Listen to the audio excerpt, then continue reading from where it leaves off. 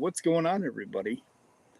It's been a long time, but hey, everyone said maybe you should stream again. And I noticed nobody's streaming tonight, so figured it'd be a good night to jump back on here. It's been a hot minute. Hell, I was a little lost getting back on StreamYard, to be honest. Tim Evans, hello. Turks, hello. Adam Shelton, looking forward to seeing it. Big Baller Lee stopping in. Hey, what's going on, guys? So I just figured I'd do a little live streaming tonight. Hey, franchise, what's going on? So I figured a little Alec Bradley cigar. Thanks to Alec Bradley for their sponsorship of Pours in the Park and all the awesome cigars they handed out over the weekend. So I figured I'd get into that, drink a couple of the pours I was having down there, and hang out. I'll take and post a link in here in just a minute and just hang out, have a good time. Figured I'd be out here for an hour or so, maybe an hour and a half, have a little cigar, have a little fun. Monday was fun at work, so why not? Back to reality. So what's everyone else doing? Anyone else having a drink? Everyone survived Pours in the Park? I know I did. I left. At the butt crack of dawn. I left around 4:30 in the morning, got back home about 9:30. Took the family out for breakfast and had a great day with the family, so it was good getting back after it. David Bass, what's going on? Cheers to you too, my friend. Blake Benson. Yeah, you do need to buy a lottery ticket. $1.5 billion. And I'm streaming, so all the stars are aligning for you right now. So you better watch out, guys. I'm telling you, everybody told me I needed to live stream again, so nobody else is on. It's Monday. I got nothing else to do. Got the kids to bed, so let's go. Let's frickin' go. Get this cigar lit, get a pour going. Oh, 137.3 stag pick. Lee, that sounds pretty damn amazing. Gary, you're not kidding, man. That was absolutely the only way to catch the elevator at the embassy, because those kids were running up and down the hall all night long.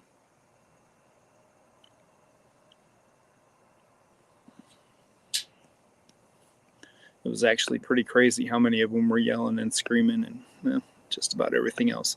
All right, I'm going to post a comment here. I'm on my iPad, so best of luck to everybody. I don't know how to pin things on here with the iPad. Like I said, I'm winging it tonight, so there you go. Posted link. Anybody wants to come hang out, come on. I ain't got nothing else going on. I'm going to have a cigar. I'm going to have pours here. So, like the thumbnail, I cracked this weekend. I don't even think I took a pour of it. E.H. Taylor 11. Let's do it.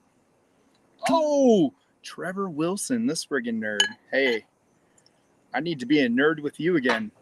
Live streaming here. We got the 4Gate channel dropping. Guarantee the video is going to be out this week. We are going to have some stuff scheduled. Things are going to be going on with the 4Gate channel. So catch me here. I needed some practice before we get back on the 4Gate channel. Can't even get my hat straight here. So this iPad's way different. So used to my computer doing this, so.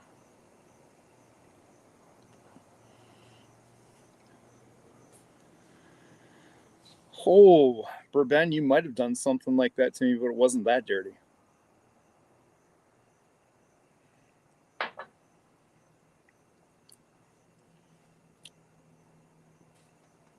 E.H. Taylor, barrel proof, number 11. Not too bad. Not too shabby. Not the best one I've had. Not the worst. I like it, though. Not going to kick it out of the house. Anybody else having any pours tonight, or am I the only one? Anybody having a cigar?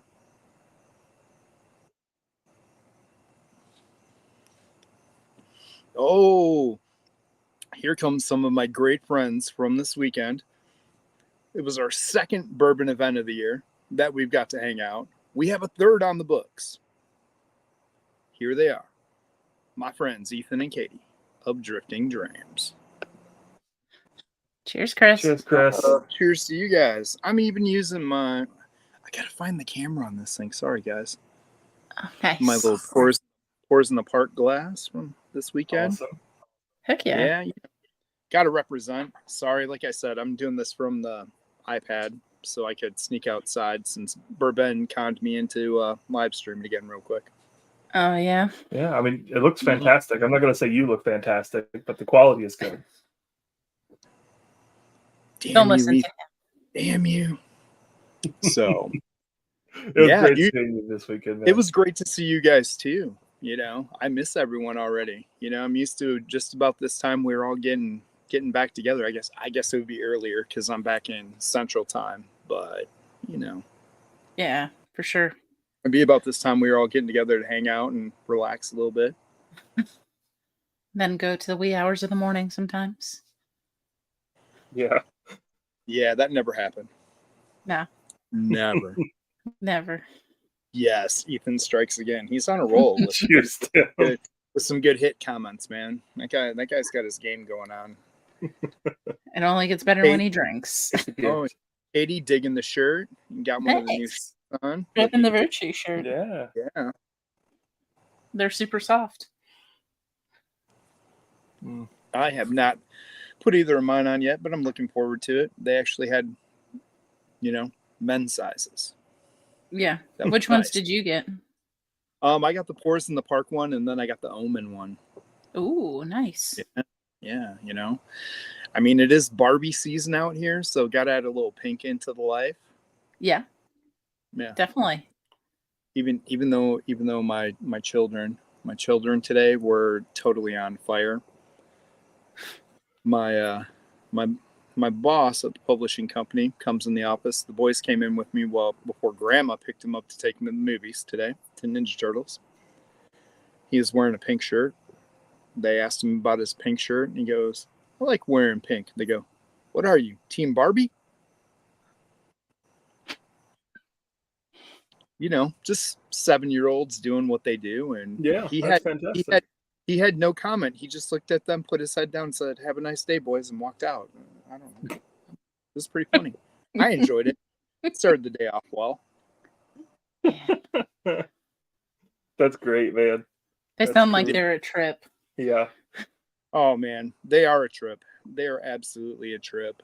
I mean, the Little League Burbs merch, I'm probably going to have some Little League Burbs merch out before I ever put out any of the stuff I've made for myself, just because I promised them, and their whole line of from the Burbend stream of drink up bitches is pretty funny, especially when you realize it's a 7-year-old and it'll say Little League Burbs. Little League Burbs. I love it. Yeah. We might have played off the Little League logo, but with a Glen for Little League Burbs. Yeah. No. That sounds fantastic. Uh-oh.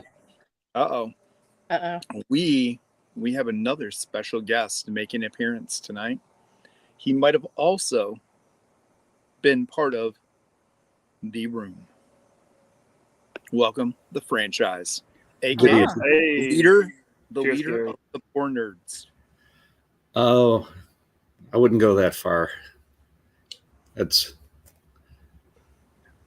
Travis as much as it is me. Well, one of the leaders of the Poor Nerds. Well, thank you. One of the leaders. I prefaced that incorrectly. Yes, but I do not want my roommate for the last 2 days to do anything bad to me. Yes. Travis would. I could feel it. Yeah, just the one thing is I can't go as late as I went last night on Big Vic's. Yeah, I woke up this morning, and after the boys got off this morning, I went to YouTube and I was like, oh, they streamed last night after I went to bed. Felt like I missed out. I saw all those faces. I'm like, oh no. So that made it kind of easy for Ben to, get me into this. Tommy D, what's going on? Tommy, did you go all the way back to Colorado already, buddy? I heard you say you were in Iowa, so I was guessing you went all the way back. Hopefully. Yeah, hopefully you actually made it home. So many people were dealing with flights and all that nonsense. Oh, man. I saw the likes weren't leaving Atlanta today until it was around noon my time, so 1 o'clock, East Coast time. And they had left early in the morning from Detroit the day before. Yeah. I saw Julie said she had been up for 30 hours. I can only imagine. Oh, Tommy got home 3 hours ago. I mean, and Julie's uphill at being awake for 1 hour, much less 30. Man. Oh my goodness. I don't think there's a pill for that pill. That's fair. Well, and then We're Jen all and Cheech got home late today too. Yeah. They drove from Detroit. Yeah, Yeah, they got their flight didn't get out either. They nope. weren't So gonna they get out. rented a car and they got the kick in the balls that their flight was canceled and they weren't going to get one until Tuesday. Oh my goodness. Yeah. Oh my Yeah. goodness. Not just your flight's delayed or something. No, 48 hours. Oh, Well, that's insane. Oh, Bourbon Baller Lee, when are we gonna get 4Gate out to Washington? That's a good question. We're getting ready to drop in 3 more markets, so we'll go from 11 to 14. Hopefully, I'll be able to announce those 3 markets soon. It's not Washington. The closest I can get to you is California right now, and in Colorado. But we are on Sealbox. We are on Caskers. We are on Shared Pour now. We just hooked up with them as well. Nice. We're also looking into another online service where we can do some direct to consumer drops. So nice. we've had a couple talks about that. So that could happen pretty soon as well. That's in the works. I know Bobby was talking to them. He talked to them again this weekend, I believe. So we'll see what happens there. That could be something going on pretty soon. And that can take care of a lot of people that can't get stuff right now. Yeah. Yeah, that's pretty cool, man. Yeah. Very nice. Yeah, because Sealbox just stopped shipping to Tennessee and Kentucky. Yep. Yeah, I saw that. That's. but they started shipping to Michigan, so it just Yeah. Michigan. circle of life. Oh, yeah. Yeah. I'm not surprised on Tennessee, but I am surprised on Kentucky. That doesn't make any sense. Mm-mm. No, I don't know what some of the deals with some of the shipping is that's going on. They keep on changing, and I know it's a lot of the states keep on changing who can and who and what, and some of the regulations here and there. It's been getting crazy. I know at one point, like Sealbox and like Bourbon Outfitters and stuff got to like 44 states, and then all of a sudden it was back to 30 something. Then we went back up into the mid 40s, and now we dropped down a couple again.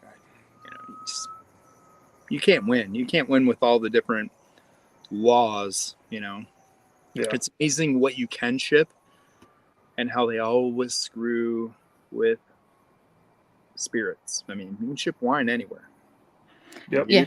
You can. I think you can ship beer everywhere as well too.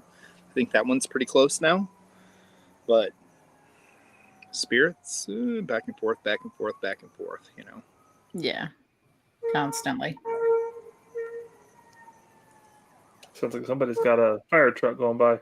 Yeah, I guess we've got one over on the other side of the neighborhood. Like, I usually come out here and I hear nothing. Maybe I hear a little highway noise. This is new. Who knows? Go figure. The night I decide to step outside and stream after a gazillion years, and we get graced by the fire department. Cheers. Just some background noise. Hopefully everything's fine. I don't see any blazes anywhere close, so that's good. Or billowing smoke other than my ashtray, so we're good. Nice. We are What you good. I am having an Alec Bradley Magic Toast. Ooh, sounds like it's getting closer. Nice. Yeah, love them. I went back to the old standby. I mean, it's just a quality stick. It's good every time. It's not too big, because I didn't want a really big cigar and be out here for the next 2.5 hours live streaming, and the wife waking up when I'm out here. It wouldn't be good. I'd be away for a few days, so a little bit here, a little bit there. Dave Base looking forward to that 4-gate barrels of Hope pick. Yeah, hey, that's gonna be a tasty pick, man. You guys are gonna enjoy that. The toasted bourbons have been a really big hit. They've really shined this year. And know a couple other people that picked those as well, and they were very happy with them as well. How many picks were y'all trying to do this year? Did y'all increase from last year? I think we're right about at the same number as last year. Nice. It was just split up with more states this year because we had Arizona in the mix and California in the mix. So That's always good, though. And Illinois. We're a first-time Illinoiser here. So things got spread out a little bit more. So each state got a set number of allocation possibilities to them. So it was just up to if RNDC got the job did. So yeah, I mean, I did one on the way to Pours in the Park that will be in the Indiana market. So that's right. Yeah. Adam's in the house. What's going on, Adam? Bourbon Baller Lee, you got the gatekeepers and the magic toast in the liquor store now. Hey, those will sell well. All people need to do is have one of each of those, and they'll come back for more. Yeah. Both quality. Slapshot Brian, what's going on, man? Good to see you here. I will say Bourbon Baller has a nice setup at his store. We were down there, I guess a week and a half ago now. Something like that. Okay. And a friend was looking for ECBP picks, and we knew that he had them. Oh, yeah. I know he's had a couple different ones there. I think we got 4.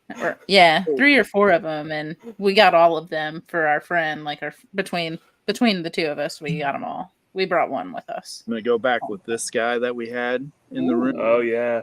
Thank you so much for bringing that one. Oh, Yeah, not a problem. You know, I was happy to see some work get done on it. I did some work on it. Hey, that's what it's all about. I do love this one. I do not go back to it very often myself because I kind of baby it, but because I want to share this. This is a fun one to share. 14-year-old MGP coming out of a port cask at 110. That's got to be shared. That's not one I can just crush on my own, you know? I didn't know they did them at 14. Yeah. Redwood Empire. They got, for this one, I know there is a Cabernet. There is a port. I do not believe they did the Chardonnay finish on this one. They did do it on the 12 years. So there's Chardonnay, Cabernet, and port.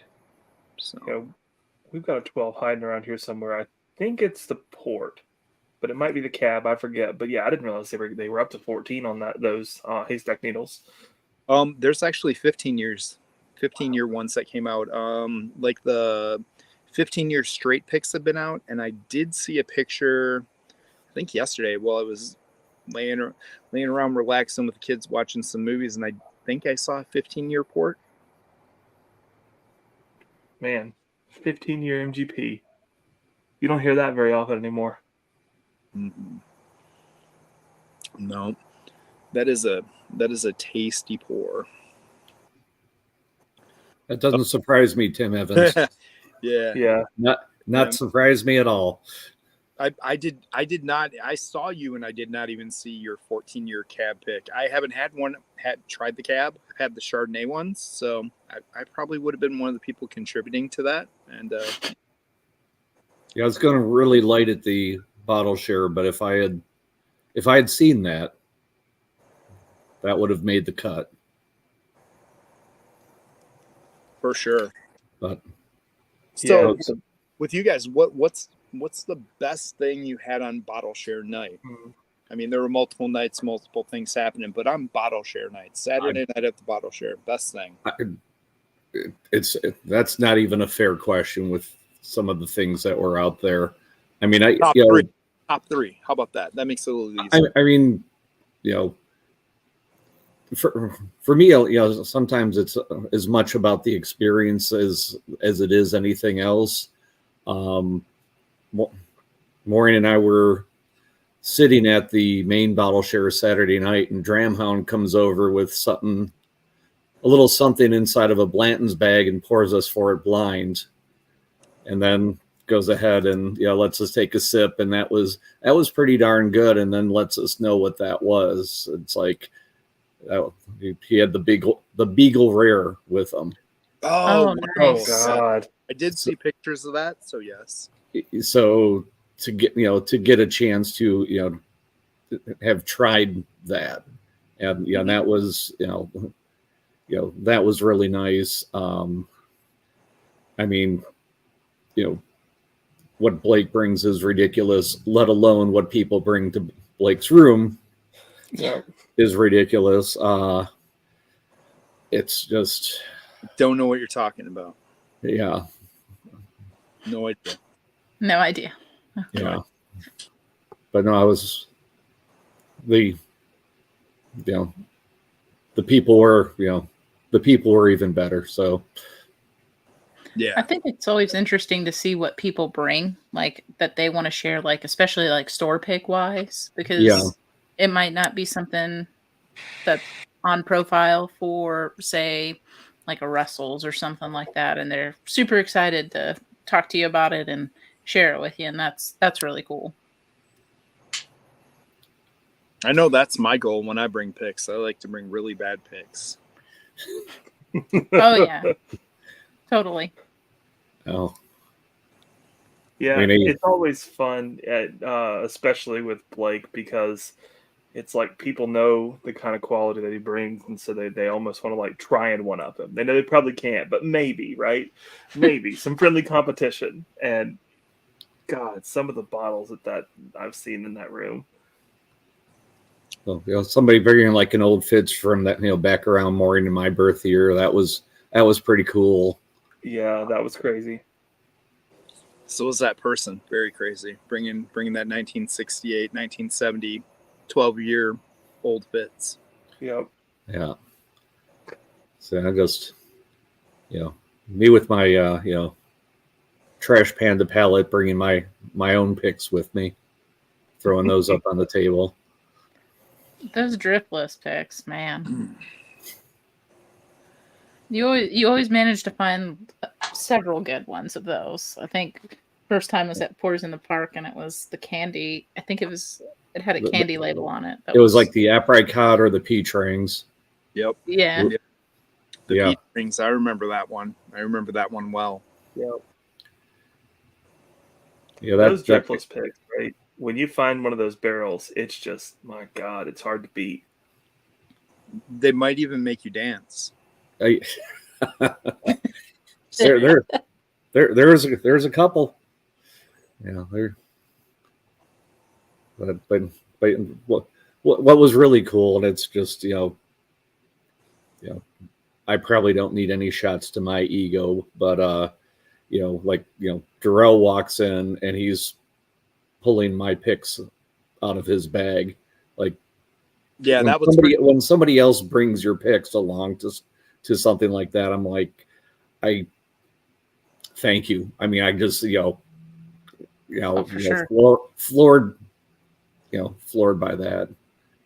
And again, to be very clear, when I say my picks, it was teams that I was on. Right. It wasn't just me. I've said this elsewhere.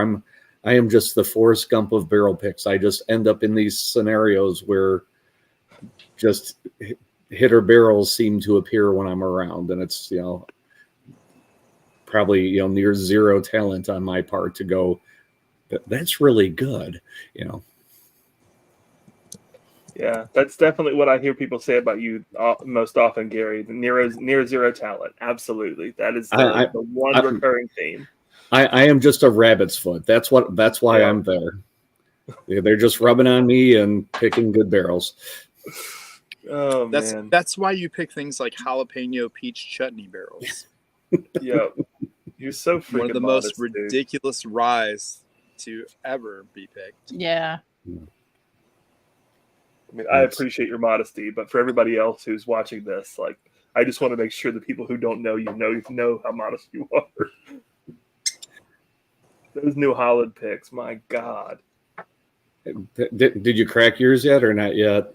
We haven't. Not yet. No, we didn't. Which ones did you guys get? No, we went to bed. What did we get? The 7 year? Yeah, I think it's 140.3 proof, if I'm not mistaken. I don't think it's quite that high because the 7 year. Well, I thought it was. It's sitting near, behind him. Don't worry.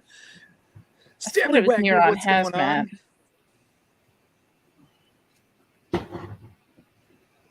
Wags, watch out, man. I think this is the one that you got. Oh, no, you did get the 8 year. Sorry. Yeah, we got the 8 year. That's the one. Yeah, so it's like right at 140 proof or something. Maybe just a tad over. I've got another mystery guest coming from the back room. It now really seems like we have a Friday night going again. Straight out of Tennessee, Mr. Shelton. Hey. Cheers, y'all. What's Cheers, going Adam. on, dude? This is A the little birthday pour. quickest reunion ever. Very, very nice. Very nice. Ooh. No, I think you need to rename yourself the Cooler. The cooler. What's the reference there? Roadhouse, the Cooler. Oh, gotcha. Oh, But be nice. That's yeah. right. Always be Jeez. nice. Calm, cool, and collective. The Cooler. I think we might actually wait to crack that New Holland next time that guy comes over. Well, that's good because that's the one that I don't have. And then Oh, you got a we'll New make sure to Holland. send samples. Ooh, that was a good one. So, It's So still they- it's good opening up. speaking That of was New the one Holland, out on the table. they are dropping an Origins honey barrel at their own locations, but I'm going to be out of the state because I'm going to the Mash and Drum meetup. It's happening, I think, August Oh. 26th. So that's when Crap. the toasted barrel proof honey comes out. That's Yeah, gonna be good. So Travis, I think, said he's probably going to try to get that one. I got some, I know at least one other buddy of mine who's going to try to grab one of those. So, but I mean, I'd love to grab one for somebody looking for one, but I'm going to be 10 hours away. So, Yeah. Just I a mean- few hours. yeah. I mean, priorities, man. Priorities. Well, previously You are- booked, I joked with a buddy, if I still had the private jet, I could do both, but Yeah. I mean, it's doable. I know you can do it. yeah, you just got to believe. That's I right. think I've got a sample of that coming from Luke. Oh, What's his nice. last name? Stevens. Yeah, Stevens. Yeah. Fantastic. I think he's gonna get a bottle. There we go. Blake's comment on Cheers, that one. Blake. Yeah, not surprised there at all. Right? Yeah. Yeah. Such a The- great the guy. Mad All- Mexican all hunter of them. there. Yeah, you mentioned Poor Nerds earlier. Adam Ziegler is very much a part of doing what we're doing. Yes. And he's, yes. somebody made an appropriate reference on the Poor Nerds logo to, it's kind of, craft work, which I'm sure is what, that and Devo is what the, going back to the Revenge of the Nerds movie was riffing on a bit. But, craft work is for people. So, eventually we might need to add the other people into the, I know a guy who can do that. Yeah, as do I. He does phenomenal work. The feedback that we got on those, the shirts and the logo at the events were just, people were just like, "Damn, that's cool." It's like, yeah, It looked really good on the green shirt too. Yeah, the green was It- the It perfect really choice. popped off that green shirt. That was Yeah. impressive. yeah. Kudos to Travis for picking the green shirt. Yeah, 100%. Unless like you, lie. He said he was going green. And I was like, ooh, I don't know, but wow, it looked really good. Really, Yeah. really good. Yeah, it did. it's again, it's born out of people that you meet over time, you meet up with, and you just are like, okay, these people are on the same wavelength. And that's when we do bottle shares, we're again, we're always trying to bring that one bottle that just sort of one up everyone else, and it's just That's the fun of it. Come on. yeah, Yeah. but in a good way. Mm-hmm. Well, yeah, right. Because in so many other things, people are trying to one up one another, and it's a competition. And this is kind of a competition, right? But it's a competition to share. who can Right. share the best Oh. stuff. Right. Right. And it's so Right. unique. There was nothing that was shared that was horrible or off-putting or bad. No. In no way, Mhm. shape, or form. It was all stuff you would be proud to have sitting behind you Yep. or on your bar, or Yeah. be sitting with right now just having a drink. Yeah, Mashville. I'll be out in California for Foregate from the 16th through the 20th. So watch out, buddy. Watch out. Never know. I might pop in a store you might be at. I don't know. I don't know how often you get out, but I'll be out there, right in your neck of the woods.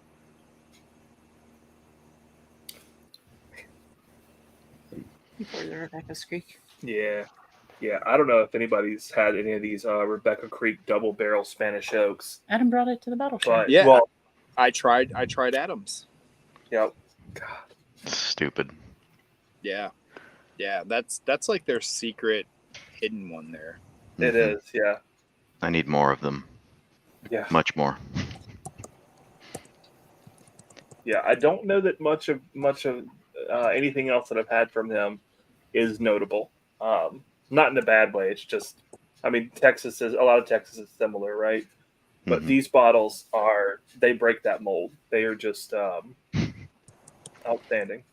Of course you don't, Blake. Exactly. Yeah. Yeah. It's unfair. Well, yeah, Blake. I mean, of course you don't go to the competition, like Adam said, because for you it's not. Like you go in winning. We're not competing against you. I mean, like senior A hockey guys against NHLers. That's right.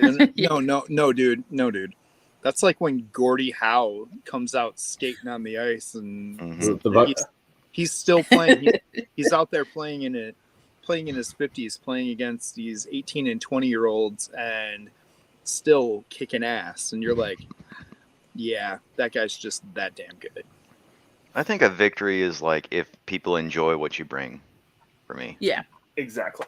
Right. I was about to type something similar. It's not the see in their best face, bottle. like, holy shit. Right. Yeah. You get Never that. had this What the hell is this? Yes. Right. And Right.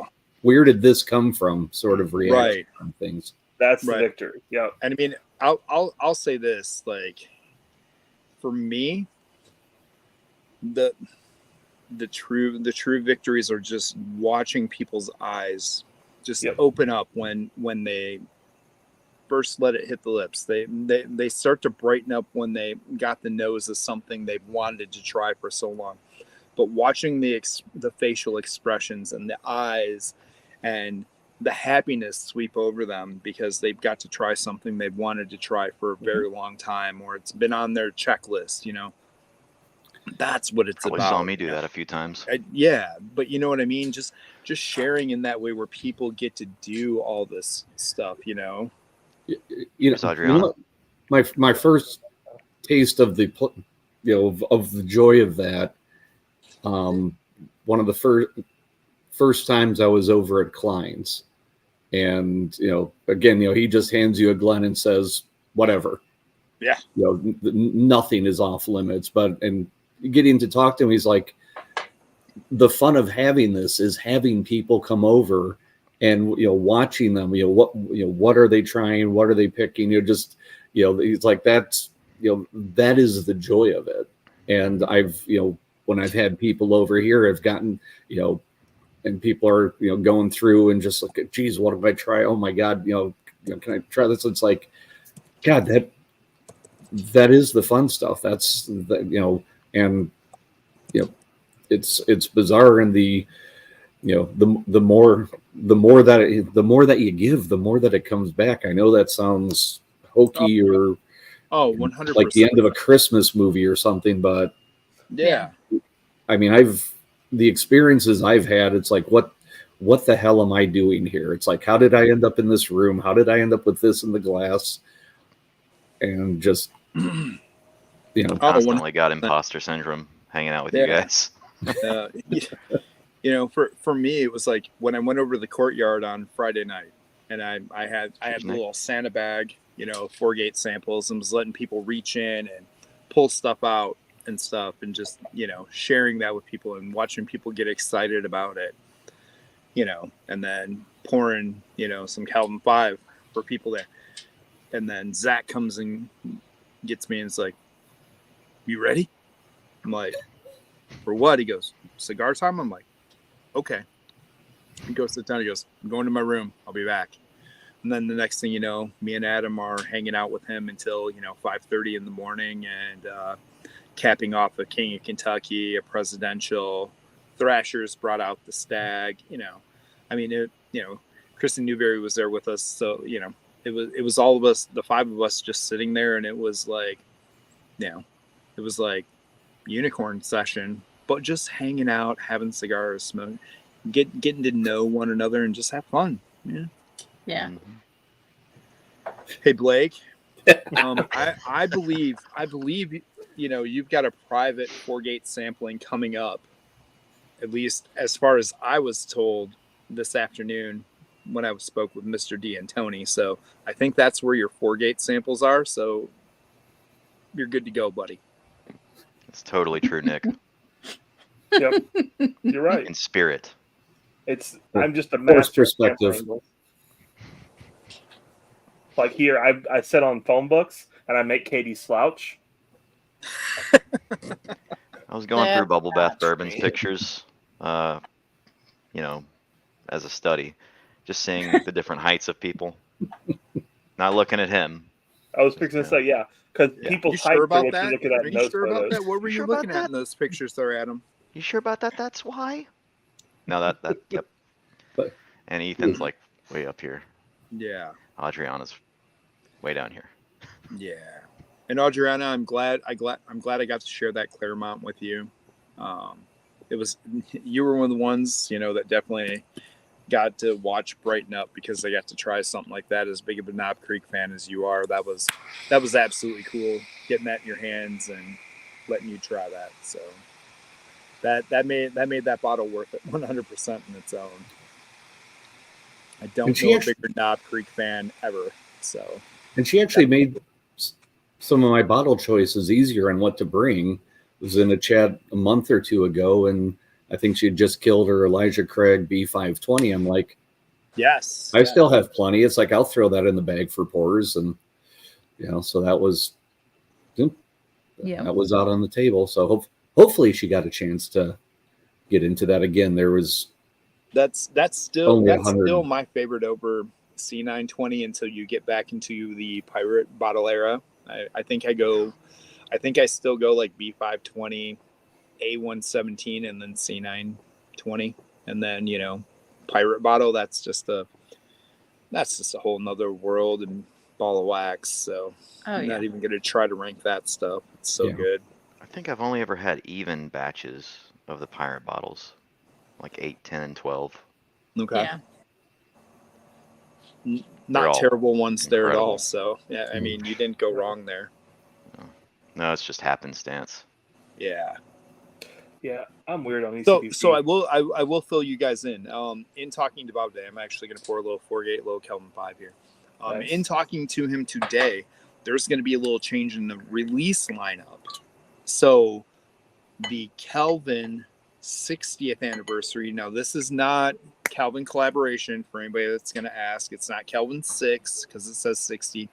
It is a celebration and tribute, or more so a celebration of their 60th year as the cooperage. So this was something that was made in collaboration with them, but celebrating them, not as Kelvin collaboration. So that will be the next one out, and then the Triple Oak, and then the Dearborn Pirates. So is there anything else you can say on that 60th? As in, is there a particular finish, or is it? You're going to get a toast and an extra char barrel on a 8.5-year-old beauty. Okay. Yeah, it's going to be pretty special. So kind of showcasing the barrels that they're coming out with. Yes. Yeah. Staves are all made Once from again, cereal trees. they took in they picked the chars and the toastings. So Nice. yeah, I want to say it's a I don't have my stat sheet with me. I didn't expect to do a live stream. I have my stat sheet downstairs. But like a 20-minute slow toast, and then I believe a char 2. I'd have to double check, but I believe a char 2 on that one. And by the time it was done, it's bottled right now. By the time it was done going through those, it came out to be about 8 years, 5 months, I believe. Very nice. Is it as dark as my beard? Could be. That's great. Once again, I don't have my notes, but I believe it is 125.6 proof. So it's a pretty proofy one relative to Mhm. other releases. Yes, very much so. Is that the highest out of besides Indiana Foundation from last year? No, I believe we do have a 126.8 that is out. Okay. I believe that's the highest regular release, and Yeah. then the Indiana Foundation 14, which you all know how Incredible. Just Yeah. incredible. So what about the Dearborn Pirates? What's another rum finish? Don't know Mhm. much about it. good. So Dearborn is absolutely amazing. We all know Dearborn County. We refer to it as MGP all the time, but MGP is in Dearborn County, Indiana. That's where Lawrenceburg is. So from the I want to say it was the foundation releases first said Dearborn County on them. That's the Mhm. first time it was switched over for that reference with any 4-gate releases. So you'll see Dearborn on there from now on in reference to MGP releases and Lawrenceburg, instead of just putting Lawrenceburg, Indiana on the 4-gate bottles. So you're getting some high rye MGP finished in some rum barrels. And if you add 4x4, you know Bobby and Bill have a good capability of putting that together. And this release will be bigger than the 4x4. 4x4 is one of the smallest batches besides the Indiana Foundation 14 to ever come out. There's only 636 bottles, so that's not one that everybody has seen. That was only in Kentucky, and I think a few of them made their way to Indiana. So that was not as widely released, considering we're in 11 markets. But at 104.8 proof, that is one of the most amazing bottles I've enjoyed. So My favorite trivia for the 4x4 is just that I bought almost 2% of the bottles between all the people that I was getting, acquiring it for and getting things for. It's like, wow, that's almost feel greedy. Yeah, I remember the first time I had that pour. We were all over at Justin's House of Bourbons, and Bobby broke that out for us. The bottling before it was actually released. You were there for that, and man, I was floored. I was floored by that one, and that's when we got to taste Kelvin 4 right before it came out, and man, whoo, Yeah. I mean, excited by that. that's seventh, there's not a bad 4-8 bottle out there, but that quick run of 17, 18, 19, 20, the Burr Rye Split Stave, the Saint Charant, Kelvin 4, and the 4x4. I mean, just that Saint Charant, it's downstairs. That is my favorite release of ours besides Kelvin 2 when it comes to cigars. Really? I mean, the 4x4 is great on a warm day with a cigar, but mine, I passed that halfway point, so that's more of a share and care bottle now than a sit out and have a cigar bottle. Oh yeah, Kelvin Clab 4, that's a beast. And by the way, I didn't know it was your birthday. Happy birthday, sir. Appreciate it. Cheers to you. Happy Drinking the birthday. good stuff tonight. Have to. It's your birthday. Yeah. Well, it's not every day you turn 40. Blake, All right. no, you remember Banned. buying your 4x4s. I remember, Ethan's I remember banned. everything about that. Thanks, And Blake. we'll just leave it at that. Thanks, Adriana. Oh, man. 100%. Well, one of my baseball guys is sending me photos. He's watching the stream, showing off the 2 souls that Dan and Julie promoted. That came from up here from Yahara Bay. That was the 147 proof 8-year rye from up in Wisconsin. He's having some 4 roses and then some 125 proof bull run, 13-year Ooh. finish, Mm. and a Plump Jack Estates Cabernet finished Obtainium that is 137 proof. Sounds like a good night as well. Everyone's Does it? having the good stuff Don't get tonight. silly. That sounds really good. Mhm. Yeah, I haven't had that one. I'm gonna have to ask for a sample of that. Me and him trade samples quite often. I would like to have the Plump Jack Cabernet finished one. That sounds very good. I wouldn't mind just having a Plum Jack Cabernet here. So Hey, Whiskey Mountains, you might know a guy. You might have a stream. You might know a guy. He might be able to take care of sampling some 4 gates. Maybe. Maybe. I mean, that'll be the closest she ever comes to it in Utah. Most likely. I'm just going to say that. Yeah, I mean, she's close to Colorado. We are distributed there. That's fair. That's fair. Utah, not quite so much. It'd stop Yeah. you at the border. Mm-hmm. so I'm feeling bad. I'm mentally going like what label I have the most of, because I wanted to say like 4-gate was like you know at the top, and as I keep thinking through things, it's like, damn it, like it keeps going down further and further. I mean, I've got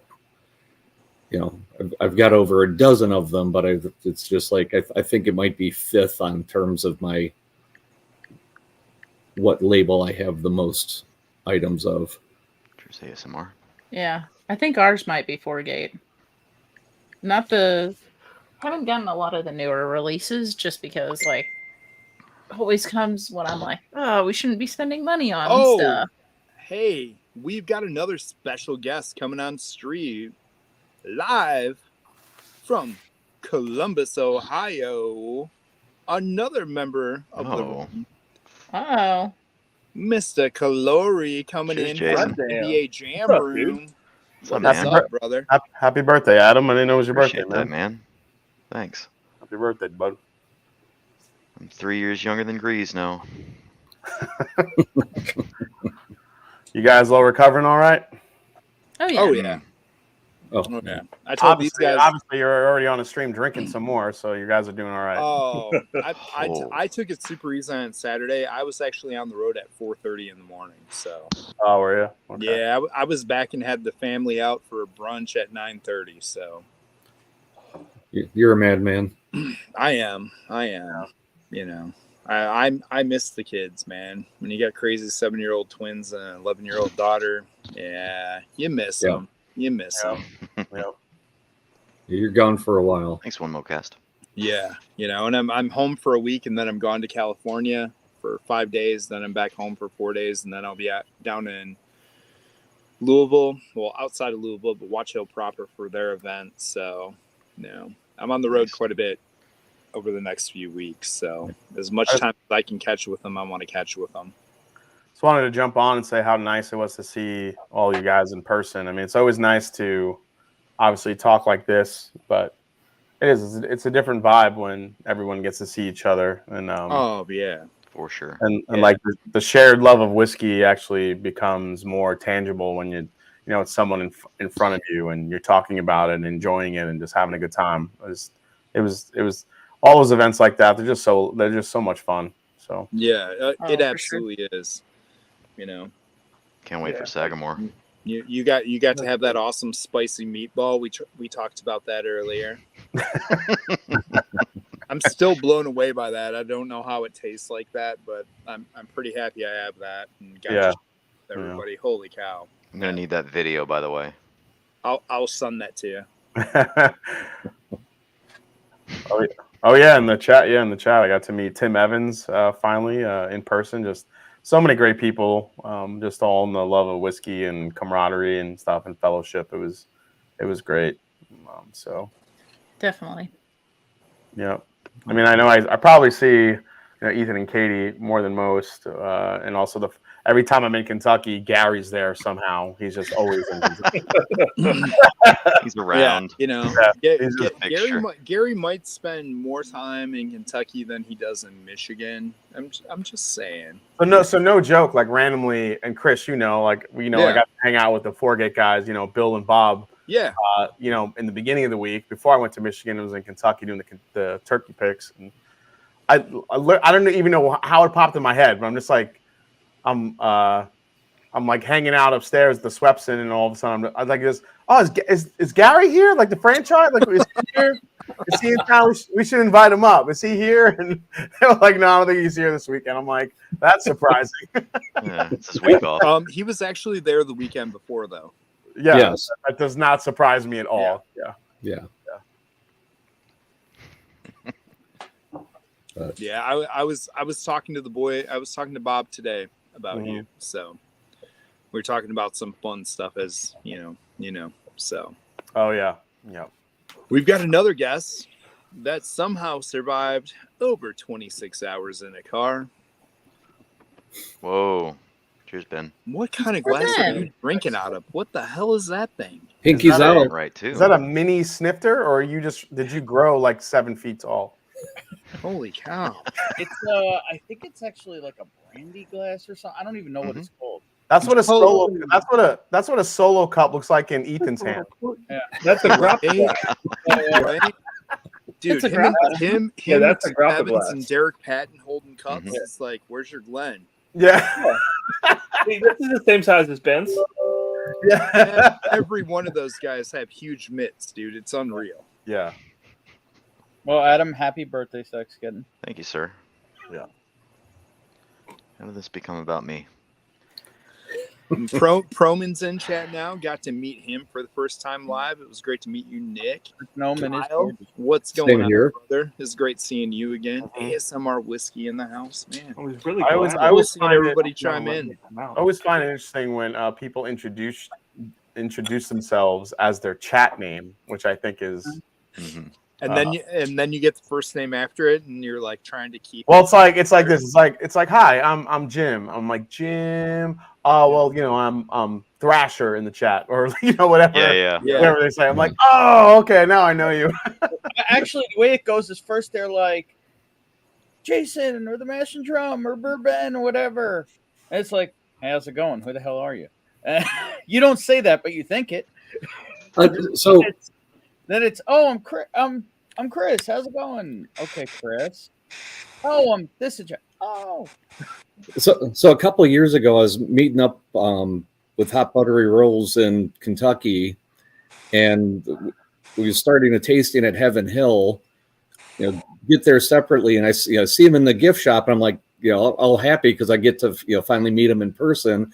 I'm walking up to him, and he's like looking at me like I just kicked his puppy or something, and it's just it's like Sex Panther. It's like, oh, even though I see you every week, you only see my name, so it's like Gary Franchi. It's like, oh, okay, just otherwise you're just some random guy coming up to me, right? So I've been very conscious of that ever since that. But I think Tim Evans nailed it in chat though. The only one ever is Mojo. Yeah. Yes. Actually, one of the greatest ones was Kathy Joe last night. It was probably about 2 a.m. And she's like, the one person I didn't see this weekend is Mojo. And I'm like, did you see a guy in a white T-shirt that looked like he was homeless? He's like, yeah. I'm like, that's Mojo. And then, like 10 minutes later, he comes walking into the conference room with a giant case of whiskey, with all his dusties and everything. Oh, dude, Jesus. that guy is legendary in his own right. Mm-hmm. And that's the Sex Panther. There is the Sex Everybody on Panther. Oh, really? I got to taste that Sex Panther. That's I the do look Michter's, homeless. right? Yeah, that's Mictors. That was the That- 77 was 75 Mictors. the 77. 77. Oh wow. Oh, it came in the Sex Almost Panther? my birth year. Yeah. That was a good year. I That's thought my that was birth. just a clever name. That's No. my birth. That was my It's birth literally- year. Well, 77. But you well, tasted here's the ironic- 76, it's man. actually Yeah. a Pittsburgh Panther national champion decanter. Okay. Oh, Okay. okay. But when you look at it, it's just a Sex Panther. That's awesome. It was nice to actually, hang out with Chris. I mean, I know we talk a lot, but it was nice to actually see you in person and talk like all the little geeky whiskey things that we find interesting. Yeah, I know.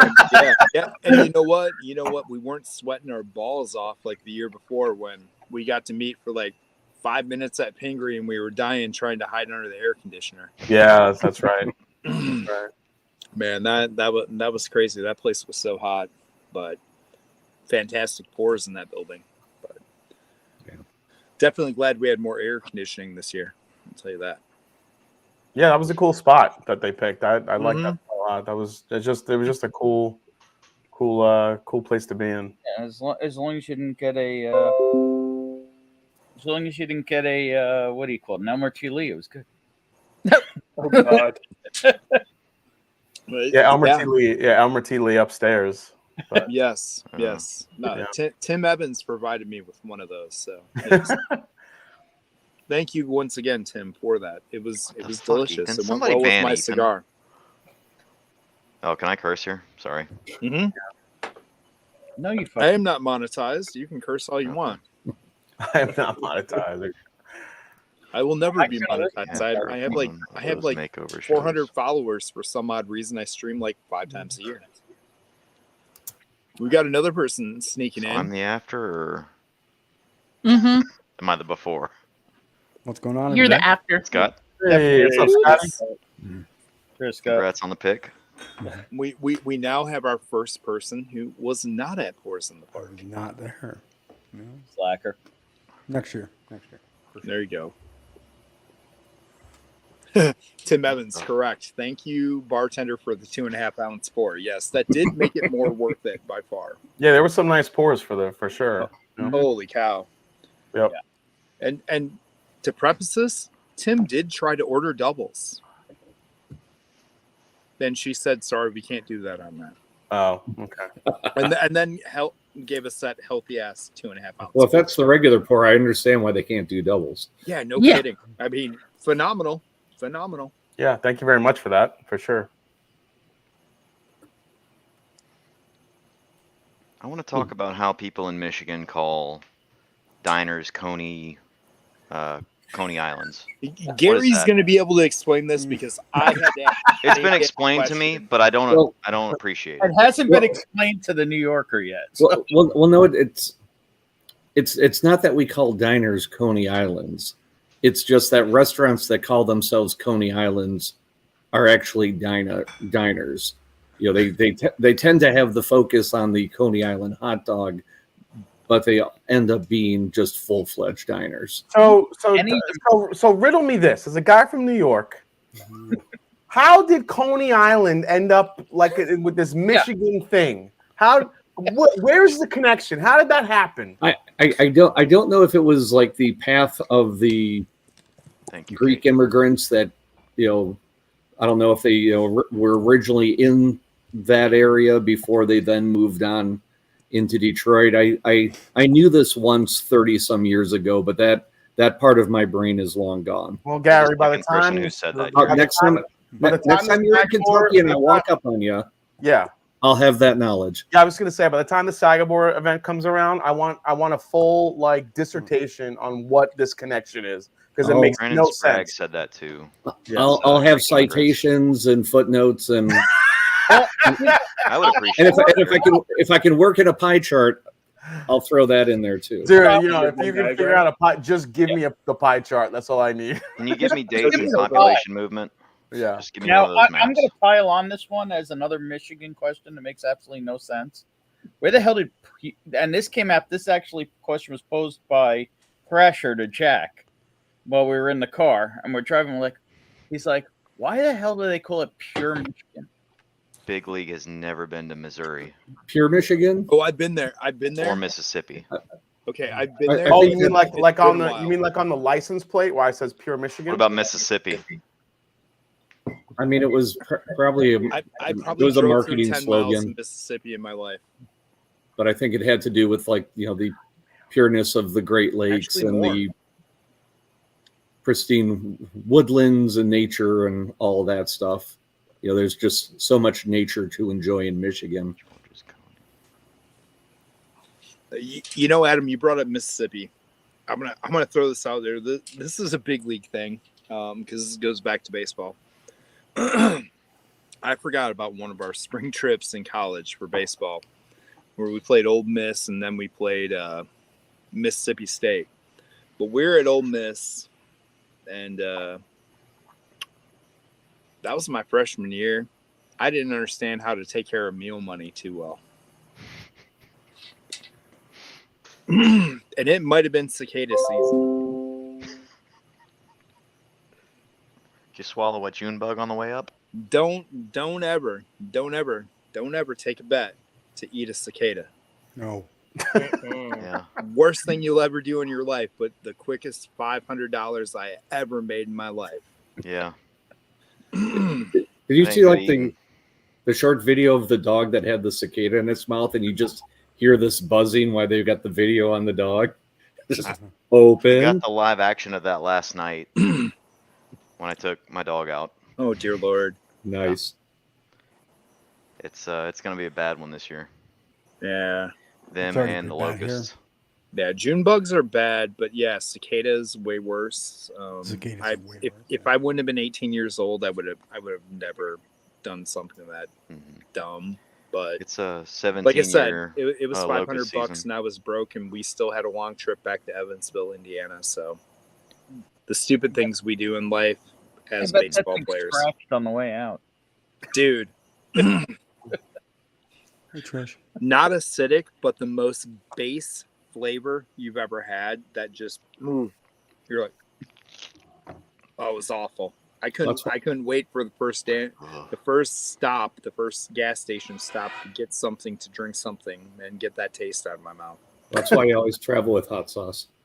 Polish it off with your spitter. Oh, see, Gary knows he's the traveling man. Yeah, speaking of hot, man, I'm revisiting a whiskey tonight that I've never understood. Is And that I- a High West? High West. Yeah, it's He was definitely a High High West. Hoorah. Hoorah. Really? Oh, right. You've got such hot takes, Ben. It's So All right. Ben, explain. You don't get. What does that mean Yeah. exactly? Wait, no, Ben. Before I can help you. Before they take some bourbon and they take some rye yes. and they blend them And you together, take it from a distillery that makes good stuff. and it's a portmanteau of the name. It tends to be delicious, right? Yeah. Yes. It's But the when it's the crow. especially It's the crow nut Right. of whiskey. It's the crow Right, but nut you of take it whiskey. from a distillery whose bourbon is bland and unfortunate, and you combine it with a rye that's just good, base level good, you get this hot mess that people go crazy for. I don't know. I don't think I've ever heard people go crazy for the High West. You're Bowl. going nuts for the new one. I Oh, think yeah, the new I think when it first hit and it was a kind of it almost was a novelty for a little while because there wasn't a lot of them out there. But now No. now there's Borais everywhere, I was gonna including say I'm kind of over High West because like now everybody's doing exactly what they did And That doing made it better. But not proofing and it doing down. it better. I mean, the perfect example is Midwinter's Nice Tramp. Sagamore's murders theirs. Oh yeah. And look at Forgate just knocking it out of the park with their Borais. No. Burr. Oh yeah, Borais. And Yeah, that I'm is just trademark. saying, after this Boom. weekend, Cold. anybody has a Foundation 5 laying around? I got one, but you can't have it. Sorry. Yeah, he got to experience that this weekend, and he's like blown away. If I had one, I wouldn't tell you. Yeah. And the other thing about Hey, midwinters I is mean, I think I proved this weekend I got tricks up my sleeve too. Oh yeah. Maybe I a heard couple. there's a rumor You that don't have no midwinters is going up foundations. to $225 retail. Whoa! What did you just say? I'll never I buy heard it. a rumor that midwinters is going up to 225 retail. Have Well, I fun. already committed to not buying it after the last price Yeah, increase. 150 was hot. I was You, like, you know, no, I we're not mean, doing that. God, man.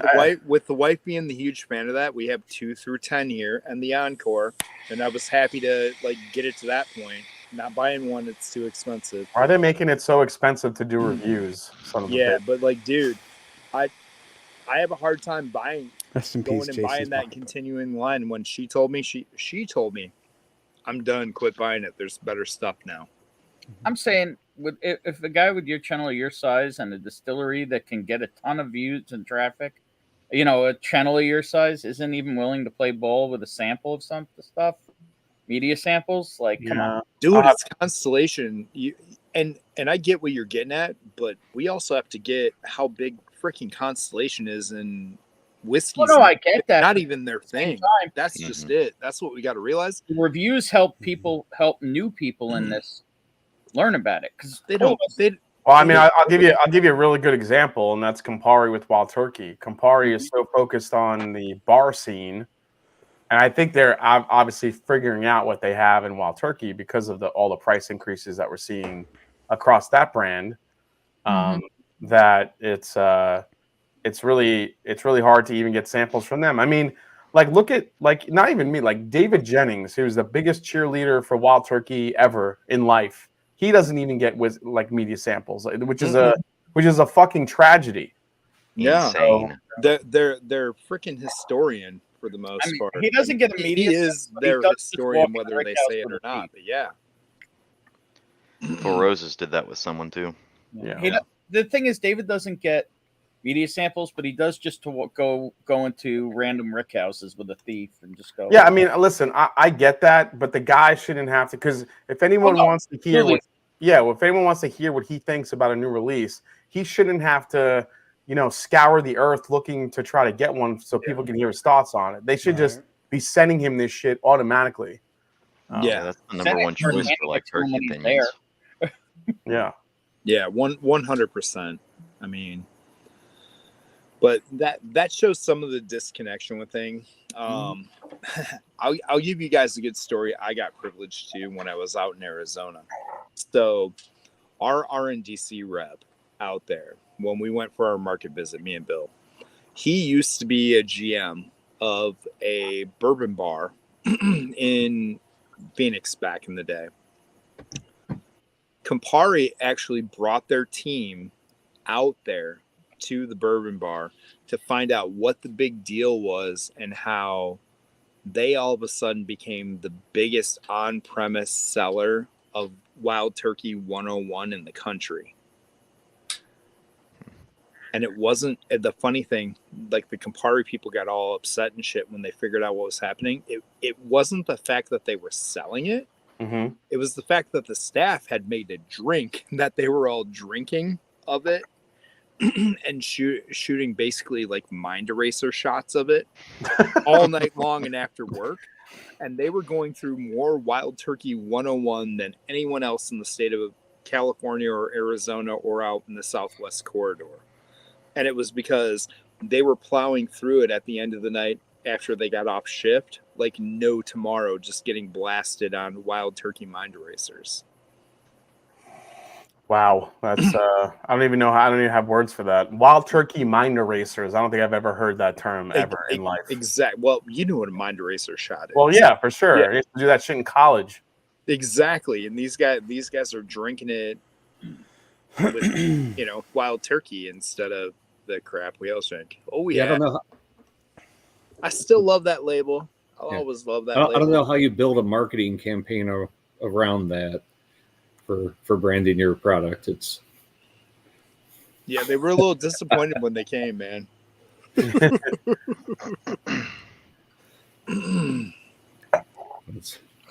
And I'm gonna ask Jason this because Jason's gonna give me a good one.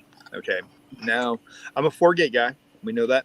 Mm-hmm. Port Perry, Ruby Rice Springs.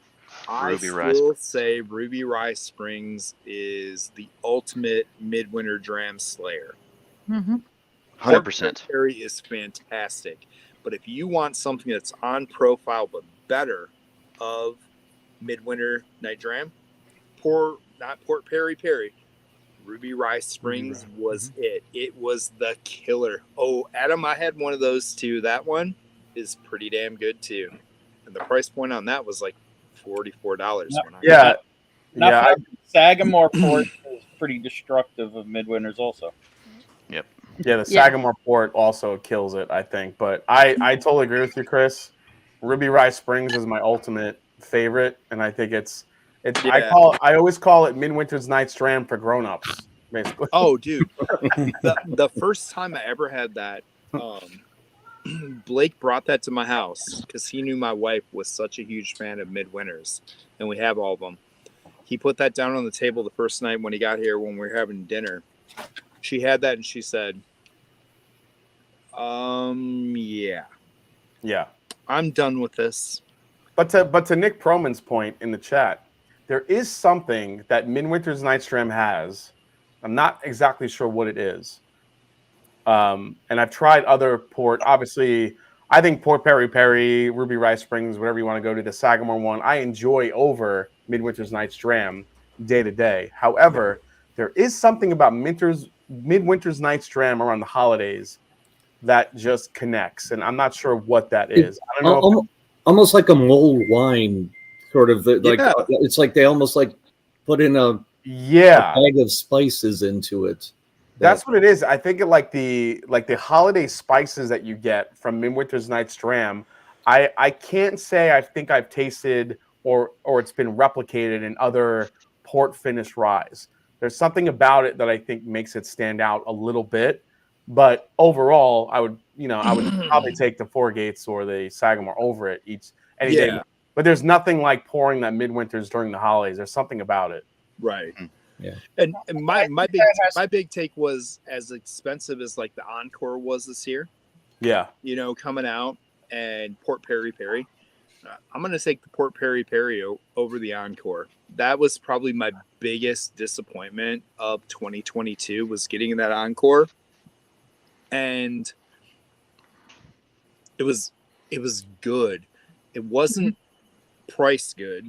It wasn't as good as the price, and it just left so much to be desired considering that was their 10th year anniversary special release of midwinter. Yeah, I mean, I think what we're seeing though, I mean, Chris, you know this, I think people are putting more onus on the finish and not so much the age, the base whiskey. Oh, I know that wholeheartedly. You know that. Well, that's what I mean. It's not so much what the base whiskey is; it's about the finishes. And I think I think Four Gate does play a part in that, and I totally get it. But I think Four Gate nails it better than most. However, there are a lot of brands that will put out look at Amburana and how much those have gone up in price. But everybody's doing Amburana now. But it's not. Dude. But it's not about the whiskey anymore, the base whiskey, because it could be a 3 or 4 year old product, and they're saying, "Hey, but we finish it in Amburana, so that gives us permission to charge you $100 for that bottle." Right. And every bottle of it on the shelf is 99% the same. It's the same with Spanish oak, though, or at least 90% the same. Are you guys ready for this? Nope. Oh, who's coming? You ready for this? Who's coming? I'm bringing in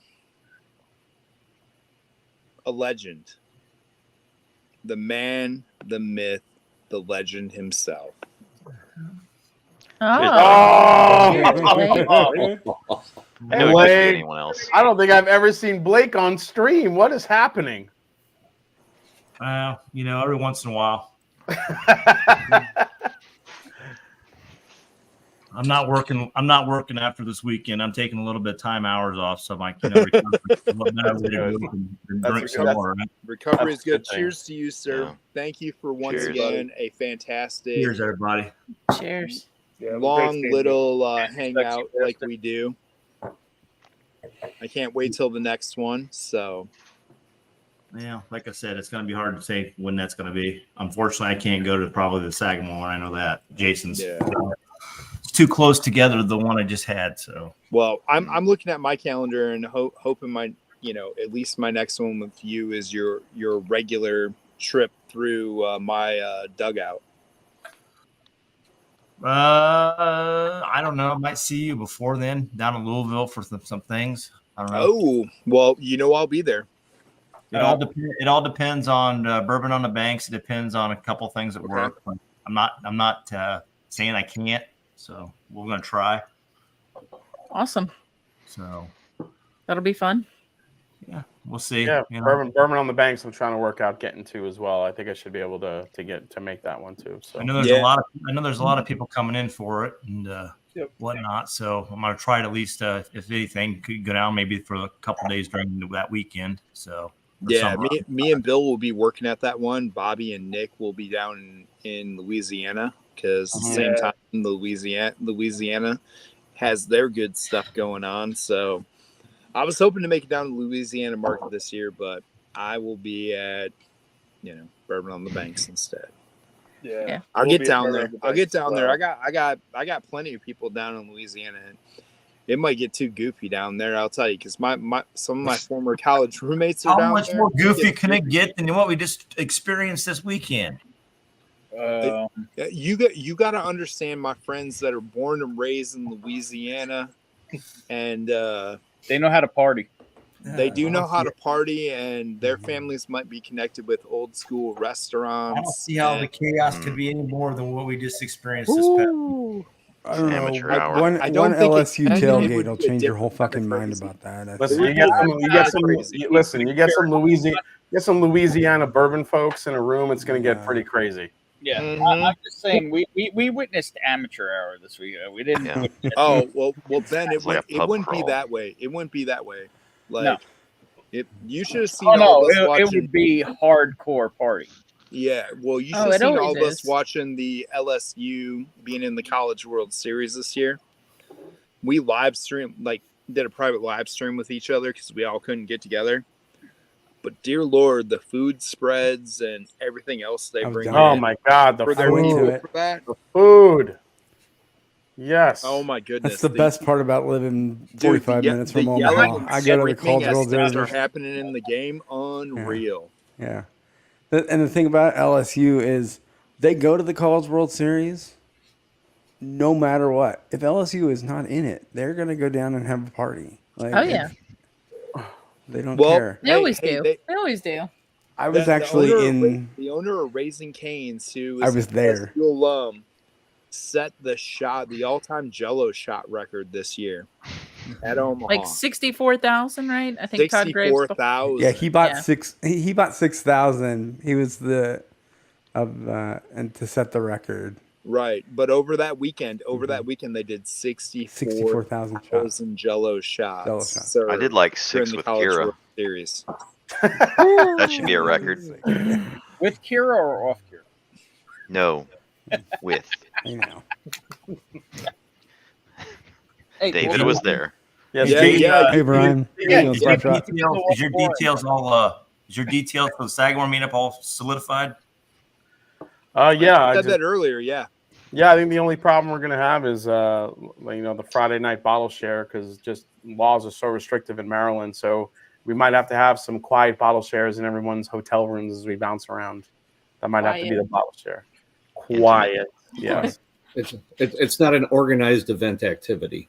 By the way, don't ever try to do a bottle share or anything like that in Vermont. Yeah. So I'm actually talking. I'm talking with Brian Tracy. He's trying to figure out maybe a spot to do it at. But I definitely have some bottles pegged. I definitely have a lot of bottles pegged to bring here. So, What is that, Adam? Is that the 10-year or the 9-year one? 10. Oh, dude, that is a friggin' hitter. Yes, it is. That's one of the best ones. I wish I had that bottle. That thing is. That bottle was at Forest in the Park. The Master Journey one? Yeah, it was. Yep. I had it there I got to try it. It was phenomenal. I had it there with the CBO's pick for Bob and Bill's pick that just came out. I had it with the Riverbend Market, Louisiana Market one that I was gifted. And then I had Bourbonite. It's Bourbonite. No, they didn't have a 10-year. They didn't have a 10-year. No. That They've one only was had up there 9 years. though. I thought. No. We have the rum sherry finish pick that we did that's coming out at some point soon. So I can't wait. we're excited about that one. Hey, I was like, Bob, no more fucking toasted shit. I'm done. Give me the finishes. Oh, dude, those finishes this year are amazing. But I'm gonna tell you, a couple of those rye finish toasted floored me. Oh yeah, I like toasted ryes over toasted bourbons. But Yeah, that 10-year toasted bourbon came out way better than I thought it would. Oh yeah. Amazing. Like I said, that's one of Short the barrel, ones of that course. I've got to taste, and I'm like, All I know is the Just percentage of stop. my income that's going to be going to Forgate over the next 6 months is way more than it was last year. Yeah. And you haven't. I mean, I probably can't say what's coming up, but you can. We got the Kelvin 60 coming up. That's going to come out before Triple Oak. I confirmed today. oh, so Kelvin 6 is coming out before Triple Oak. No, 60. 60th. Oh, that's the tribute celebration. The tribute one. Okay, yeah. 60th anniversary. But however, that Borai finish in Armagnac was one of the best things I've tried this year. Dude. Scott. So get your wallet ready because there is a shut up and take my money, Chris. There's a Borai that is finished in Armagnac that is freaking delicious. And then as far as bottle things goes, right now, already bottled, we have that Kelvin 60, the Triple Oak. Mm-hmm. After that will be the Dearborn County Pirates, which is the MGP high rye finished in a rum barrel. Yeah, that one was really good too. I got to try that. I would actually put that up there with one of the better rum finished whiskeys I've had. I don't know if it quite beat the Wild Turkey Master's Keep for me, but it was pretty damn good. Jason, you keep forgetting about the 4x4. Yeah, you know why? Because I freaking finished that bottle in like a week. I loved it. Dude, I remember when I got my first taste of that I thing, still have and when one. I got my first bottle, and I killed that bottle. I'm on my second bottle, and it's halfway down. Dude, It's normally my cigar bottle. It's normally a cigar bottle, but no more. Dude, I mean, if I could get a backup of that bottle or another one, I would. But I don't even know where. Gotcha. For a Foundation 5. Hey, Jason, I know someone who's one way. You're not getting a Foundation 5. No. Hey, Jason, we might be able to get you that 4x4. I know a couple places. Uh-huh. Yeah, if any of you guys see a 4x4, let me know. I love that. He lives down 71 from you. All right, Blake. Well, I know you have a stash. I don't want to always ask for you from your stash. That's why I might know a place. All right. Seriously, that Origin 5, I've never had. That Foundation. I don't know why I call it Origin. Foundation. Origin 5. Dragon Milk. Like he's like 20 years in the future with Bardstown Bourbon Company. Where are you? Yeah, we're not. I'm not Ron Miles. Okay, I hung out with Ron.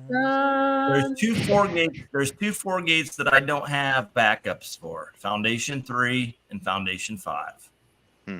I have one of each of those, and that's it. Me too. I took bored by a lot took of one last year to Pours in the Park and watched the one bottle go bye in a matter of minutes. Why people were pouring? Oh, dude, that thing probably went in 15 minutes when people saw it.